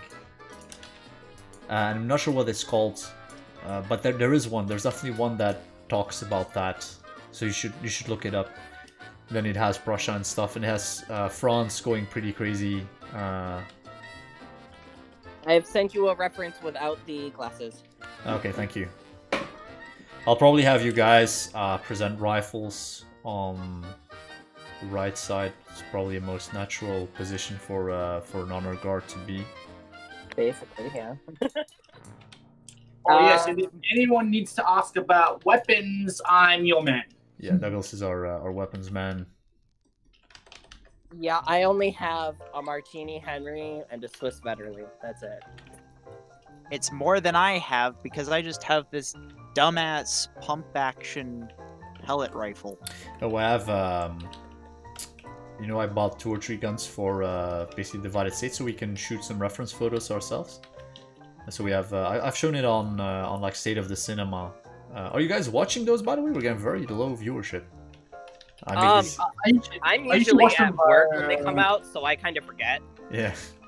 You actually watch didn't a lot. know those existed. I watched them on the Patreon channel, so yeah, a lot of people forget I do like a weekly news updates. So just telling you guys what's happening that week, what's in the planning. So make sure you get email notifications from Patreon if you are part of our Patreon program, so you know that like when those videos are going out, as well as probably going to do some more Patreon exclusive live streams in the coming month. We'll do a few of these with just patrons. Sometimes we'll do them publicly like we're doing now. Sometimes we'll do Patreon only. I want to spend... Damn, we're gonna look good. Always think nobody can look bad in honor guard uniform. It's just not possible. I have one question regarding weapons, Vincent, and that is it possible that you can turn like toy guns into actual rifles? Because I have like this weird gun I got from FunSpot that you might want to take a look at. It's actually, I prefer that because what we have, for example, is wooden cutouts of weapons, and then we just place 3D model of a weapon over that. It's actually really, really handy. So you can... I'll send you a picture of it, and I'll send it to Squire as well, see what he can do with it. We can. I unfortunately swords than I do rifles, so I mean, if you need an edged weapon, I really have it. So just give me a second.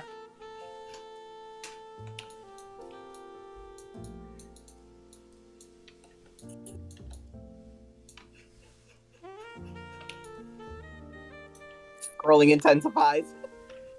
Yeah, I need to, I feel like the eyes are not big enough.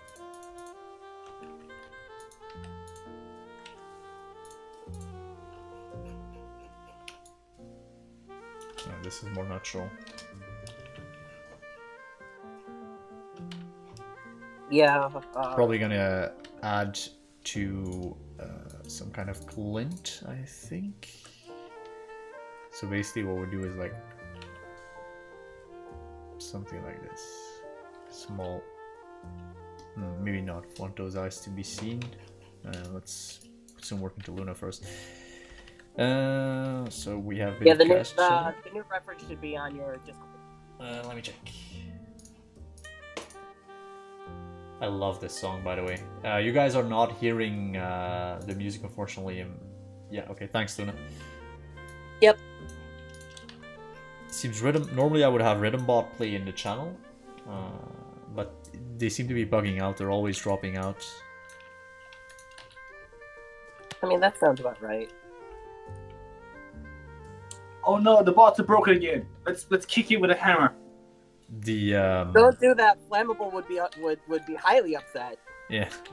Why does this sound like half of the maintenance I have to do on the fireboat? It's just like 40 kW's not starting. Shove a wrench in the magneto. That usually works. How's the the attendance on the fireboat with COVID? Like, are you guys able to open the museum boat? So we're big enough, and the museum that we're docked at, because we're an independent museum, but we're actually docked at a different one. It doesn't make a lot of sense to explain. Mm-hmm. But it's open air, and it's big enough that we actually can pretty much just let people walk around on deck, and then occasionally I bring people through the engine room in, like... I think I've brought through a couple of 8-person groups, but they were all, like, one family, or they were, like, a bunch of Navy cadets or Coast Guard cadets. Yeah. What ship is this? This is the historic fireboat firefighter. She was a New York City fire. She is a New York Yes, City fireboat. That's one of my favorite boats. Oh, I love her. Yes. For a Sorry, moment. I have a book about her when I was a kid, and I loved that boat so much. That was probably the Harvey, not firefighter, but the Harvey's our older sister. I still love them. But the I know, so the firefighter was in active service with the FDNY for 72 years. She was commissioned in 1938 and she was decommissioned in 2010. Damn, that's a lot. During her career, she put out and fought every major fire to happen within the city. Everything from the SS Normandy fire in 1942 all the way up through Sullenberger landing on the Hudson. Sorry, I just switched over back into docent mode. This is basically the same shit I say all day. It's okay. I can drone on and on about stuff for reenactments because that's just what I love to do. If Vincent would be okay with it, I can post a couple photos of our boat in action in one of the channels. Yeah, definitely. Go ahead. By the way, this is the same boat that I was talking about possibly doing shit for the live action on. Yeah. Well, have we continued that conversation? I haven't been up to date with that. Not as far as I can remember. No. We've had a few conversations with teams on doing basically alternatives to Strife in different locations. The boat was one of those possible locations. The other one was a reenactment group in the I want to say, what's that place called? It's like a 2-hour drive from Chicago. Northern, what's the state northwest of Chicago? It's Illinois. That would be Michigan. Minnesota. Yeah, Minnesota. Just a minute, I need to replace Minnesota. the From camera. Minnesota, don't you know? I know my states, and I live here. So Minnesota, there's a reenactment group there that was interested in doing something for the live action project. They have access to large crew and vehicles. We had a conversation, but the practicality. So the problem right now is definitely practicality, especially with COVID. So bringing large groups of people together is difficult, obviously. This battery is hot. Scorching. I just posted the photos up in a general discussion. Yeah, awesome. Okay. By the way, you guys should let me know when my camera dies out. No, you're still good, I think. No, it's a black screen. I can see it on my monitor here. Oh, I've been watching. Let me see if OBS picks it back up. Oh yeah, your personal camera just went into the gutter. So yeah. She's sending again, but I'm not sure. Like once it loses visual, that I can't get it back. Huh. R.I.P. Vincent's camera. Well, I have my webcam. The problem with this camera is it doesn't last for 2 hours. It can do 1 hour and 30 minutes roughly. Properties. Kumbaya, ayo, kumbaya. Get to the camera. So. Kumbaya, my lord. Kumbaya. Please stop. Weird. I don't think I can simply like replace it on stream. I'm trying to edit it here, but I would have to close down OBS and then start her up again. Because it's looking for the camera, but it's not finding it, even though it has a battery now. What Just if take I... a picture of you and with a pen in hand and say, "There you go." I can just switch to webcam. Let's see if that works. Oh, here we go. So the webcam now shows the Lumix camera in front of that. It's pretty funny. It also has a really, really low frame rate for some reason, which is... camera action. It's probably because it is trying to force it to the resolution that the camera has, which it cannot do. It has to be 1080. Did that solve the problem? Yeah, I think that solved the problem. Okay, so we switched to webcam. That'll be good for the rest of this live stream. I still need to find a way to be able to switch. Yeah, it's still slightly laggy. I still haven't found a good way to have the camera switch batteries mid-thing without crashing OBS. So I'm not gonna risk it right now. So we'll continue on the webcam. Actually, I think I can improve improve it a bit more by lowering the resolution to like 720. This is just like a standard webcam. It doesn't have the same horsepower as the one we have. All right, so yeah, the boat is one of those options which I think is interesting. So we can do a more naval piece. We also had a live action idea for a submarine set, which we have in Belgium. There's like a whole German submarine here, which can be used for filming. On that note, actually, during World War II, the fireboat was fitted with a British ASDIC set to do ASW patrols in the mouth of New York Harbor. Yeah, a lot of them. A lot of them were. A lot of ships were refitted.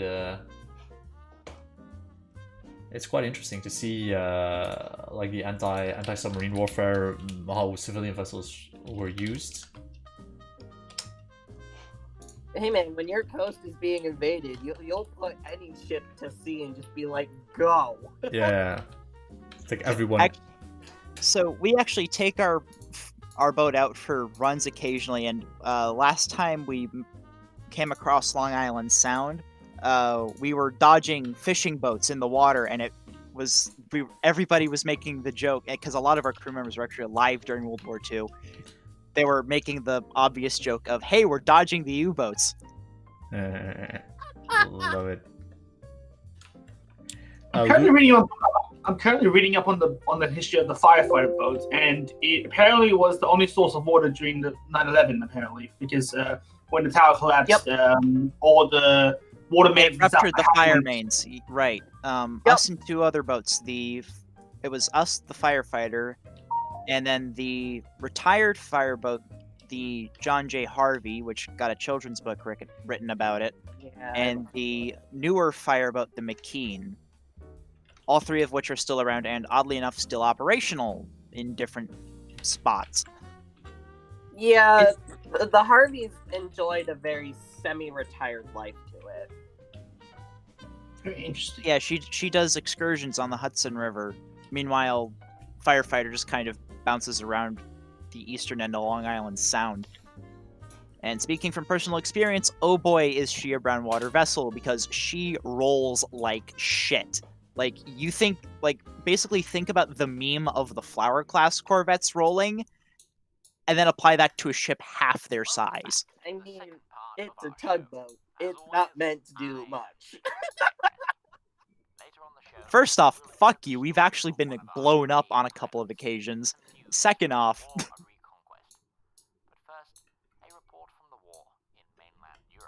Sorry, this is like, it's a tugboat. Actually, she was a purpose-built fireboat, and it was actually designed by... a lot of them are. But she was actually designed by William Francis Gibbs. Nice. Okay, guys, I'm back. Why are we talking about tugboats? Tugboats. Oh, we're talking about fireboat, yeah. Because fireboat. All right, then. Because we're being autistic little pieces of shit, like we always are. Wow, I have ADHD. Thanks. Well, and I have high-functioning autism. Your point? Oh, same here. Holy shit! Wow, half the names light up. Wow. A combination of both.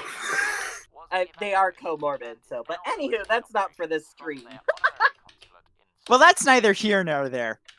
I mean, it is fairly common in this community. I mean, I've been diagnosed with Asperger's syndrome. I think now that's called autistic spectrum disorder. Yeah. So they combined all the different autism spectrums into like one big disorder. But of course, there is some contention within the community about that, whether it should be classified into several different spectrum orders or whether it should be classified the one, which is it's a bit controversial.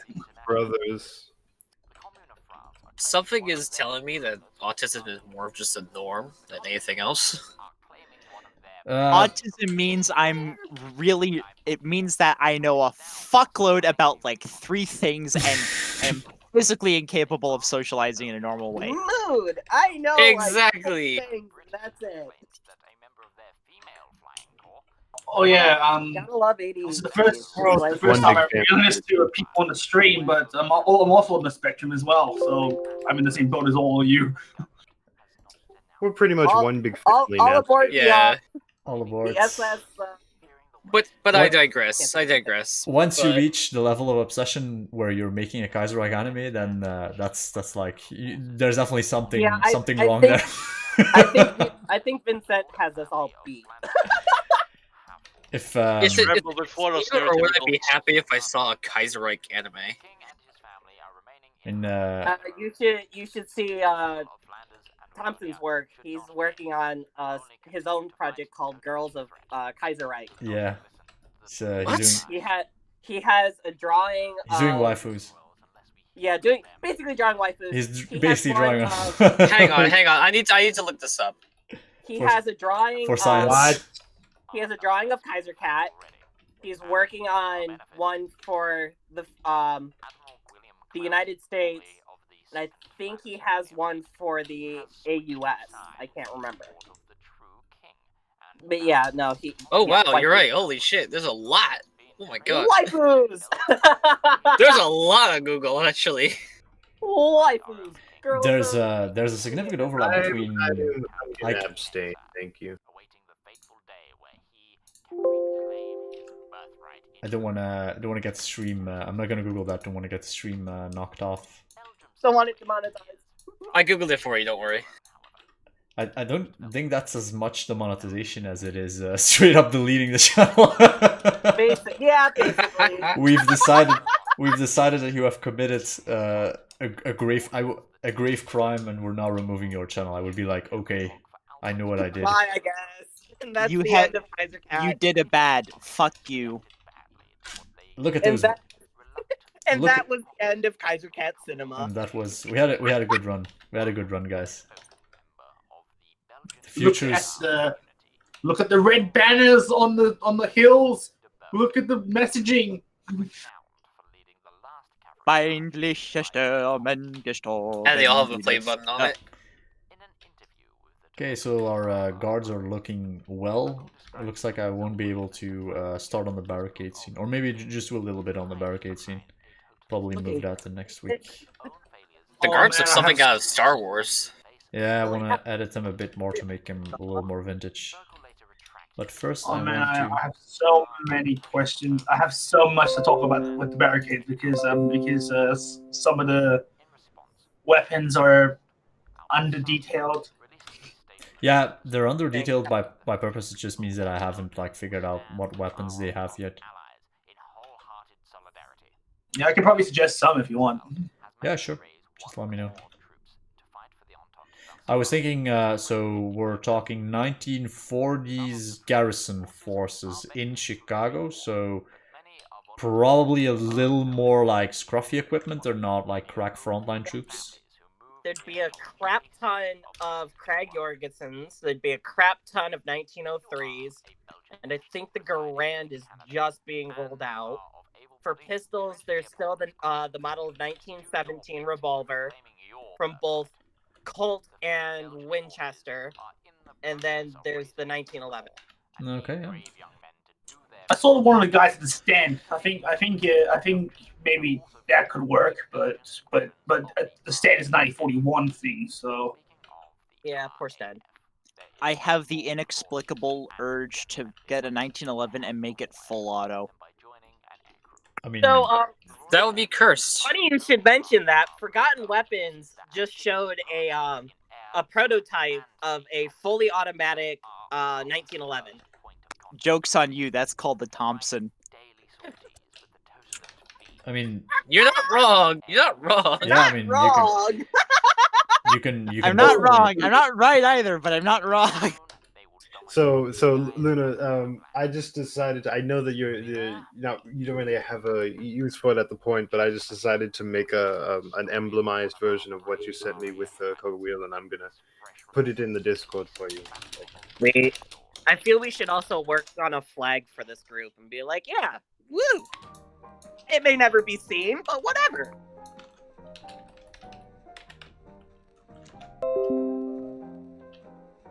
Let me pull this up here. Okay, I'm going to switch to barricade close-up scene now. This scene isn't done, still needs like a lot of painting work, but this is a good base for me to continue on later. Let's see who we have. And if you Vince, you've probably seen this, but on the storyboard we have for the Divided States, I found a ton of like obscure stuff that no one knows for weapons. Like I think I found in the lineup of the machine gun, right? You find there's the M1 Thompson and then the M3, that gun that looks like someone bolted a bunch of pieces on it. But there, 1944, 3 Nazis walk into a bar. Whoa! Time out. All right, I'm gonna put it in Art Cats. I just decided it's the Seal of the Red Army.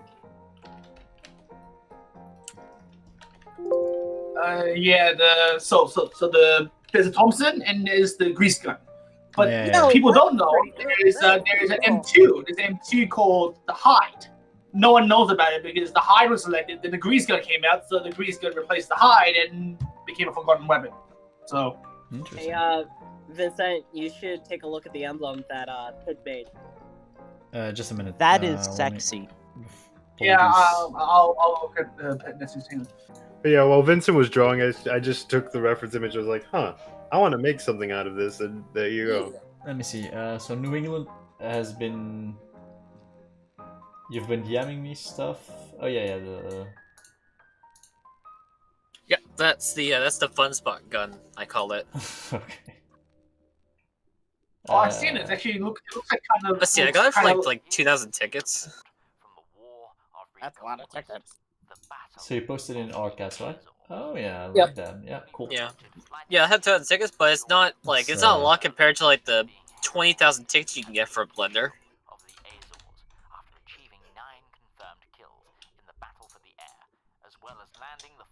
Well, yeah, you can definitely use those for your cameos. The reason that they're so handy is because your hands are put in the right position, right? So if you're holding like just a stick, then your hands are completely different as if you were holding a gun. But if you hold something like a silly prop gun even, it puts your hands the way they would be on a real rifle, and then it makes it a lot better reference. Well, hell, if I'd known perfect that, poser. I would have used my Martini Henry for reference. Oh yeah, definitely. If you're doing like weapon holding poses and you see that on like the rough that I'm posting in the cameo call, you can like definitely take the pose with the weapon. Makes it easier to paint. Oh man, Pigeon, those look good. Many things. Home Guard Division. You guys should do like like a flag for the unit or a symbol for the unit. A couple of other patrons have done that for various other Like emblems for different divisions. Yeah. I'll add that to the. It's one of the neat things that we've been doing with patron cameos is some patrons who appear in a group have like taken up calling their group certain name, giving it a certain flag. That's pretty cool because that way we can sort of really populate that world that we're building. Pigeon and I are honorary members I'll of make the Chicago Honor Guard. I'll make a flag for the Honor Guard. the Prussian pigeon collection idea that you had, Vincent. Yeah, definitely. I mean, wherever you want to. I'm still trying to figure out what my I'm definitely a master of emblems, so I can work on that. We have I had the idea of like the U-boat crew later on that will make an appearance. You could do like a really cool emblem for like what the U-boat is called and stuff like that. And we can add all of that to the wiki later if we ever do one. I mean, they were still called U-boats, even in World War One, so it wouldn't be that large of a stretch. For the person on the bottom, I had to take a little bit to process whether I was seeing insanely large eyebrows or not with the flip-up glasses.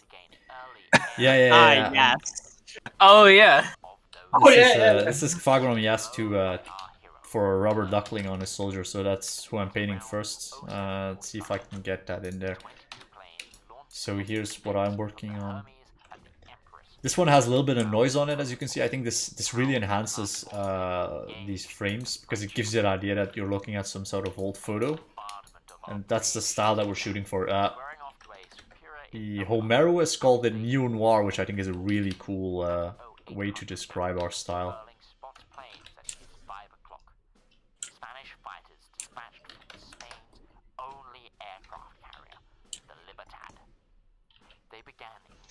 When you're done, I'm gonna screenshot this and make it my Discord pic for maybe a month or longer. Yeah. If you guys want like renders of your cameos, let me know. I'll make some exports. It's easy because these are really high resolution. Like you're looking at a 4K screen right now, and it's actually has a high enough resolution to be shown here because we zoom on these frames so often. We usually do like 2K for a frame. And 4K. I think I like my chibi more than the cameo. Yeah, the chibis are awesome. Okay, so I this should probably try some of the positions. This guy, so Kvagram, I've already given a rifle. I can see this is a 3D render I put in, and it's a Sten. Yeah, it's a Sten. Yes, it's a Sten gun. Yeah, it's like a Mark II, I think. Because it doesn't even a grip, so. So Vincent, I've been looking into starting a commission sheet for maps, heraldry, and general portraits, if I can do so. Mm-hmm. And do you have a good idea for how pricing should work? Because I'm unsure how to really. So for maps, you should ask Rusky. He does commissions, I think. And Risky Business is where I got my maps from. Also, I wanted to do a collaboration with him on this Mapamundi idea, where like those maps that have the globe, but it's split into two circles that are connected in the middle. Oh yeah. I forget what that style of map is, but yeah, I know what you're talking about. One hemisphere, and the other would do the other hemisphere. So you can see how that works out. That sounds like an interesting idea. Should definitely pursue that. So for faces, it's hard to say. It depends really on the style and the audience. I would say like go look at DeviantArt. I've never done like private commissions in that way. Like I've worked as a commercial artist in marketing, so I work with companies, and I never really took private commissions. So in a way, the cameos is like our way of the way we're doing private commissions now. But in a way it's like it's tied to the show, which I think is interesting. Oh man, he's gonna have to flip the glasses when we're wearing the helmet. That's gonna be a pain. It might actually not be possible.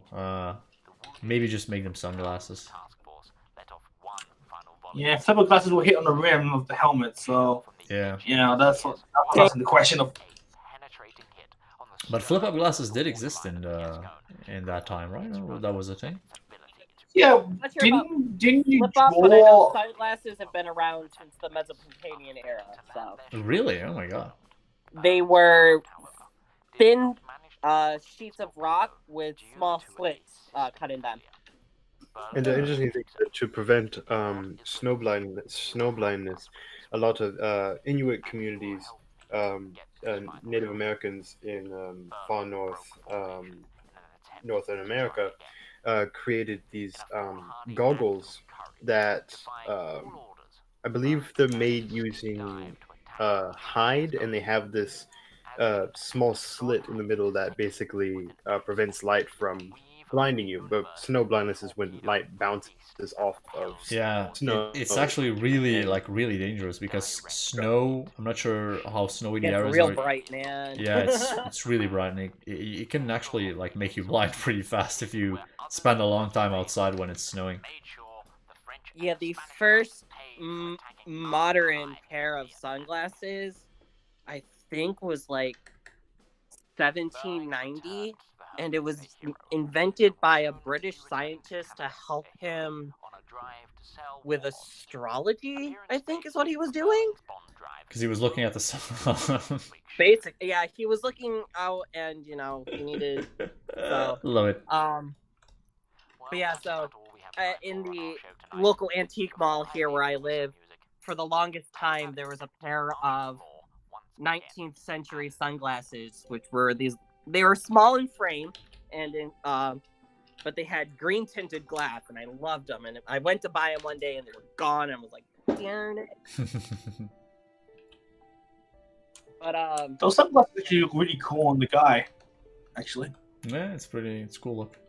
Makes him a lot more badass, to be honest.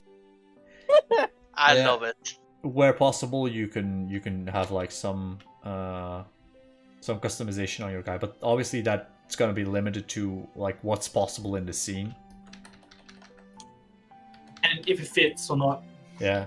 If you're brave enough to be in the execution scene, you're probably not gonna have like your helmet on if they're about to shoot you in the head.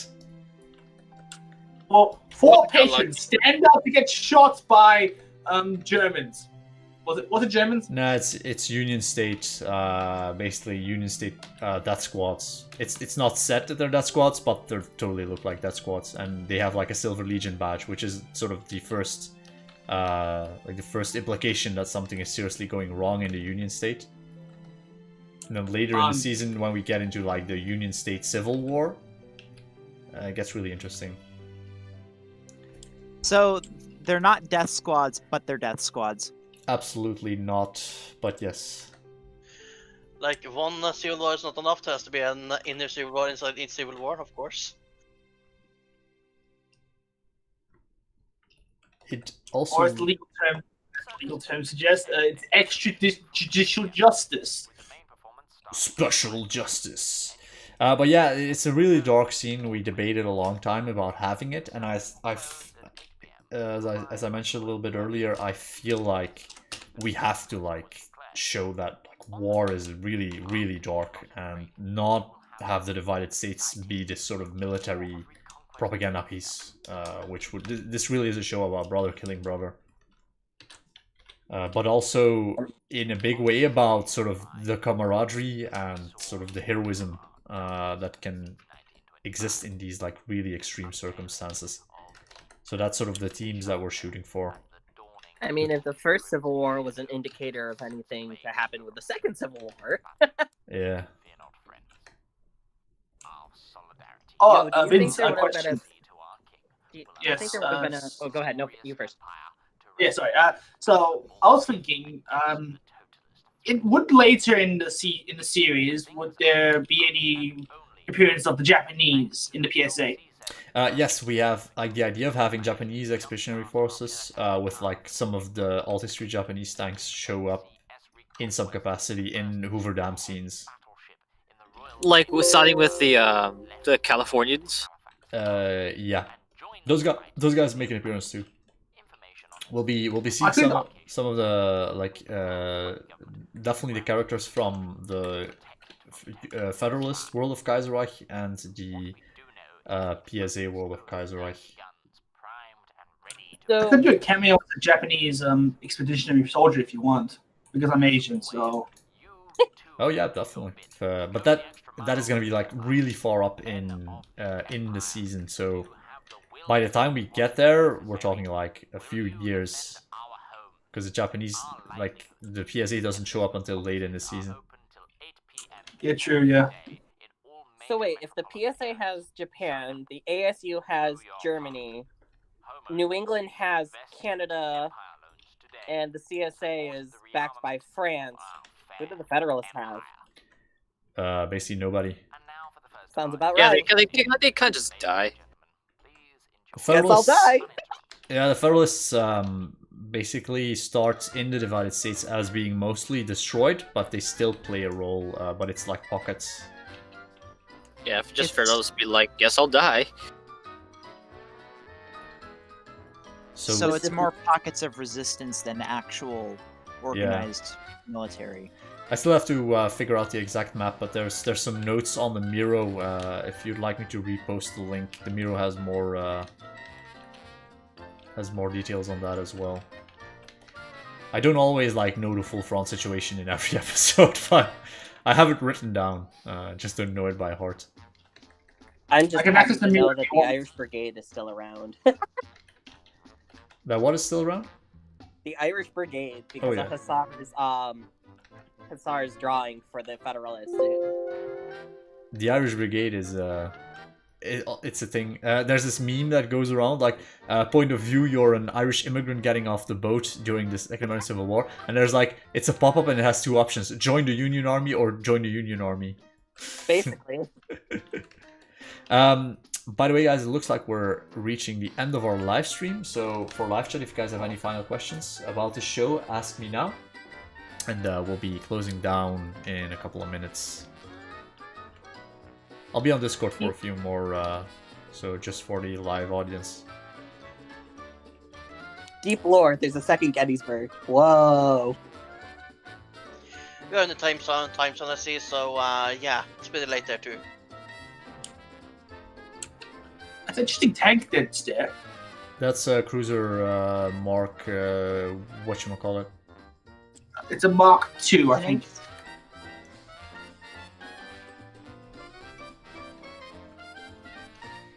Yeah, it's a cruiser Mark II. Yeah, it's Mark. It's generally whatever I can find a free model of. If the model costs money, you won't see it in. Get all the free things. I think the storyboard had a. I saw the storyboard. I thought it was a Crusader there.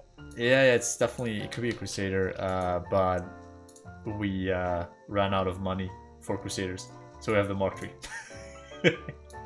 No, man, We ran out of money for the all out, get it Crusaders, curtailed. so the winged hussars arrived. Rose hip. Just the winged Hussars coming over the hills. There we go. You know one thing that really Perfectly makes- historically So accurate. Omar asks the question where we get all these stock videos, and the thing is, it's World War II, so you can find a lot of like World War II photos just by googling for them. It's probably the most photographed conflict in human history, which really helps us. And then that also means that a lot of artists are interested in World War II, and you can get a lot of free World War II tanks and such. I get mine off Sketchfab. I've used a few other sites. I think Sketchfab is one of the best ones right now. There's a lot of those public domain at the moment. Yeah. You know what really makes me wonder? What's Charlie Chaplin doing in the Kaiserreich universe? That's a good question. No idea. He's probably making an anti-syndicalist movie. Actually, I saw one pop up in game where he made a I think it was I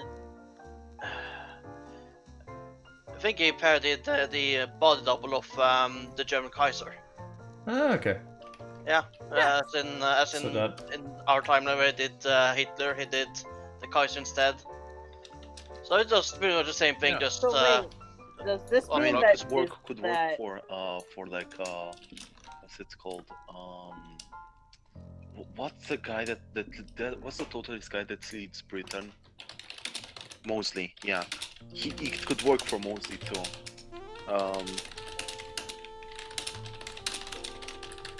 Wait, does this mean Walt Disney does propaganda for the ASU? Damn. There is a thing about Walt Disney in the Kaiserreich universe. I don't know it by heart, but it's defined in some event. I'll have to look that up now. All right, live stream audience, we are going to cut our live stream here. So I want to thank you all for joining us tonight. Goodbye, bye. See you. Bye. Bye. Bye. See you in the next stream. Bye. When is the next stream happening? The next stream I think is going to be Patreon exclusive, so let's pick a different date for that. And then there's going to be a lot of like just divided states painting, especially in the first half of this year before like all the live action projects start. We're hoping to wait a bit for vaccinations before we get back into live action. I think it's going to be easier then. So Patreon exclusive live stream, then another divided states live stream. By then I hope to do the table read live stream, as well as, obviously the usual, if we release a video, there's going to be a live stream attached to that with a Q&A with some Kaiserreich developers. We are working on the Commune of France video, of course, which is the next release. Hussar is painting World of Kaiserreich Russia. I am going to paint new propaganda posters, and we hope to make a few videos about that as well. But yeah, that's basically what we have planned for next few months. So we're not, you know, you guys would know we're not a like release a video every day shop. We're more of a work ourselves to death on a single video then release thing. Lord, imagine if like, oh, I remember this when I was like very young. I would comment on like animator channels, please release next video tomorrow. That was so fucking dumb. I regret it. It takes me 1 day to paint this one guy in the one scene of the show, and that's what you're getting in a day. Yeah, like I understand much better nowadays. Yeah, it's these things take time. So I hope with these Divided States live streams that we can sort of talk about the process a little more, also show you guys by going into Premiere and showing you the frames that we're working on. But a lot of this is I don't want to say boring work, but it's definitely like grinding work, right? You just gotta go in and paint, and then we have to paint this guy, and then we have to paint this. Well, that's why you invite your friends to watch and give you words of encouragement. Yeah. So yeah, thank you all for joining us tonight. I'm going to take the stream into outro, and I will see you all for the next video. For the Discord audience, I'll be on Discord for a few more minutes. See you guys. Best wishes. Yeah. Kaiser Cat Cinema needs you. Back the attack. Why not when the Share our actual Discord live content. stream is Or over? dash over to our Can we Alt continue History the whole webshop. voice acting thing in DMs? Yeah, sure. You can always send me DMs, no problem. Okay, cool. Want to make sure. So if you have like samples of your mic, make sure to send those to me so I can see what we can do with that.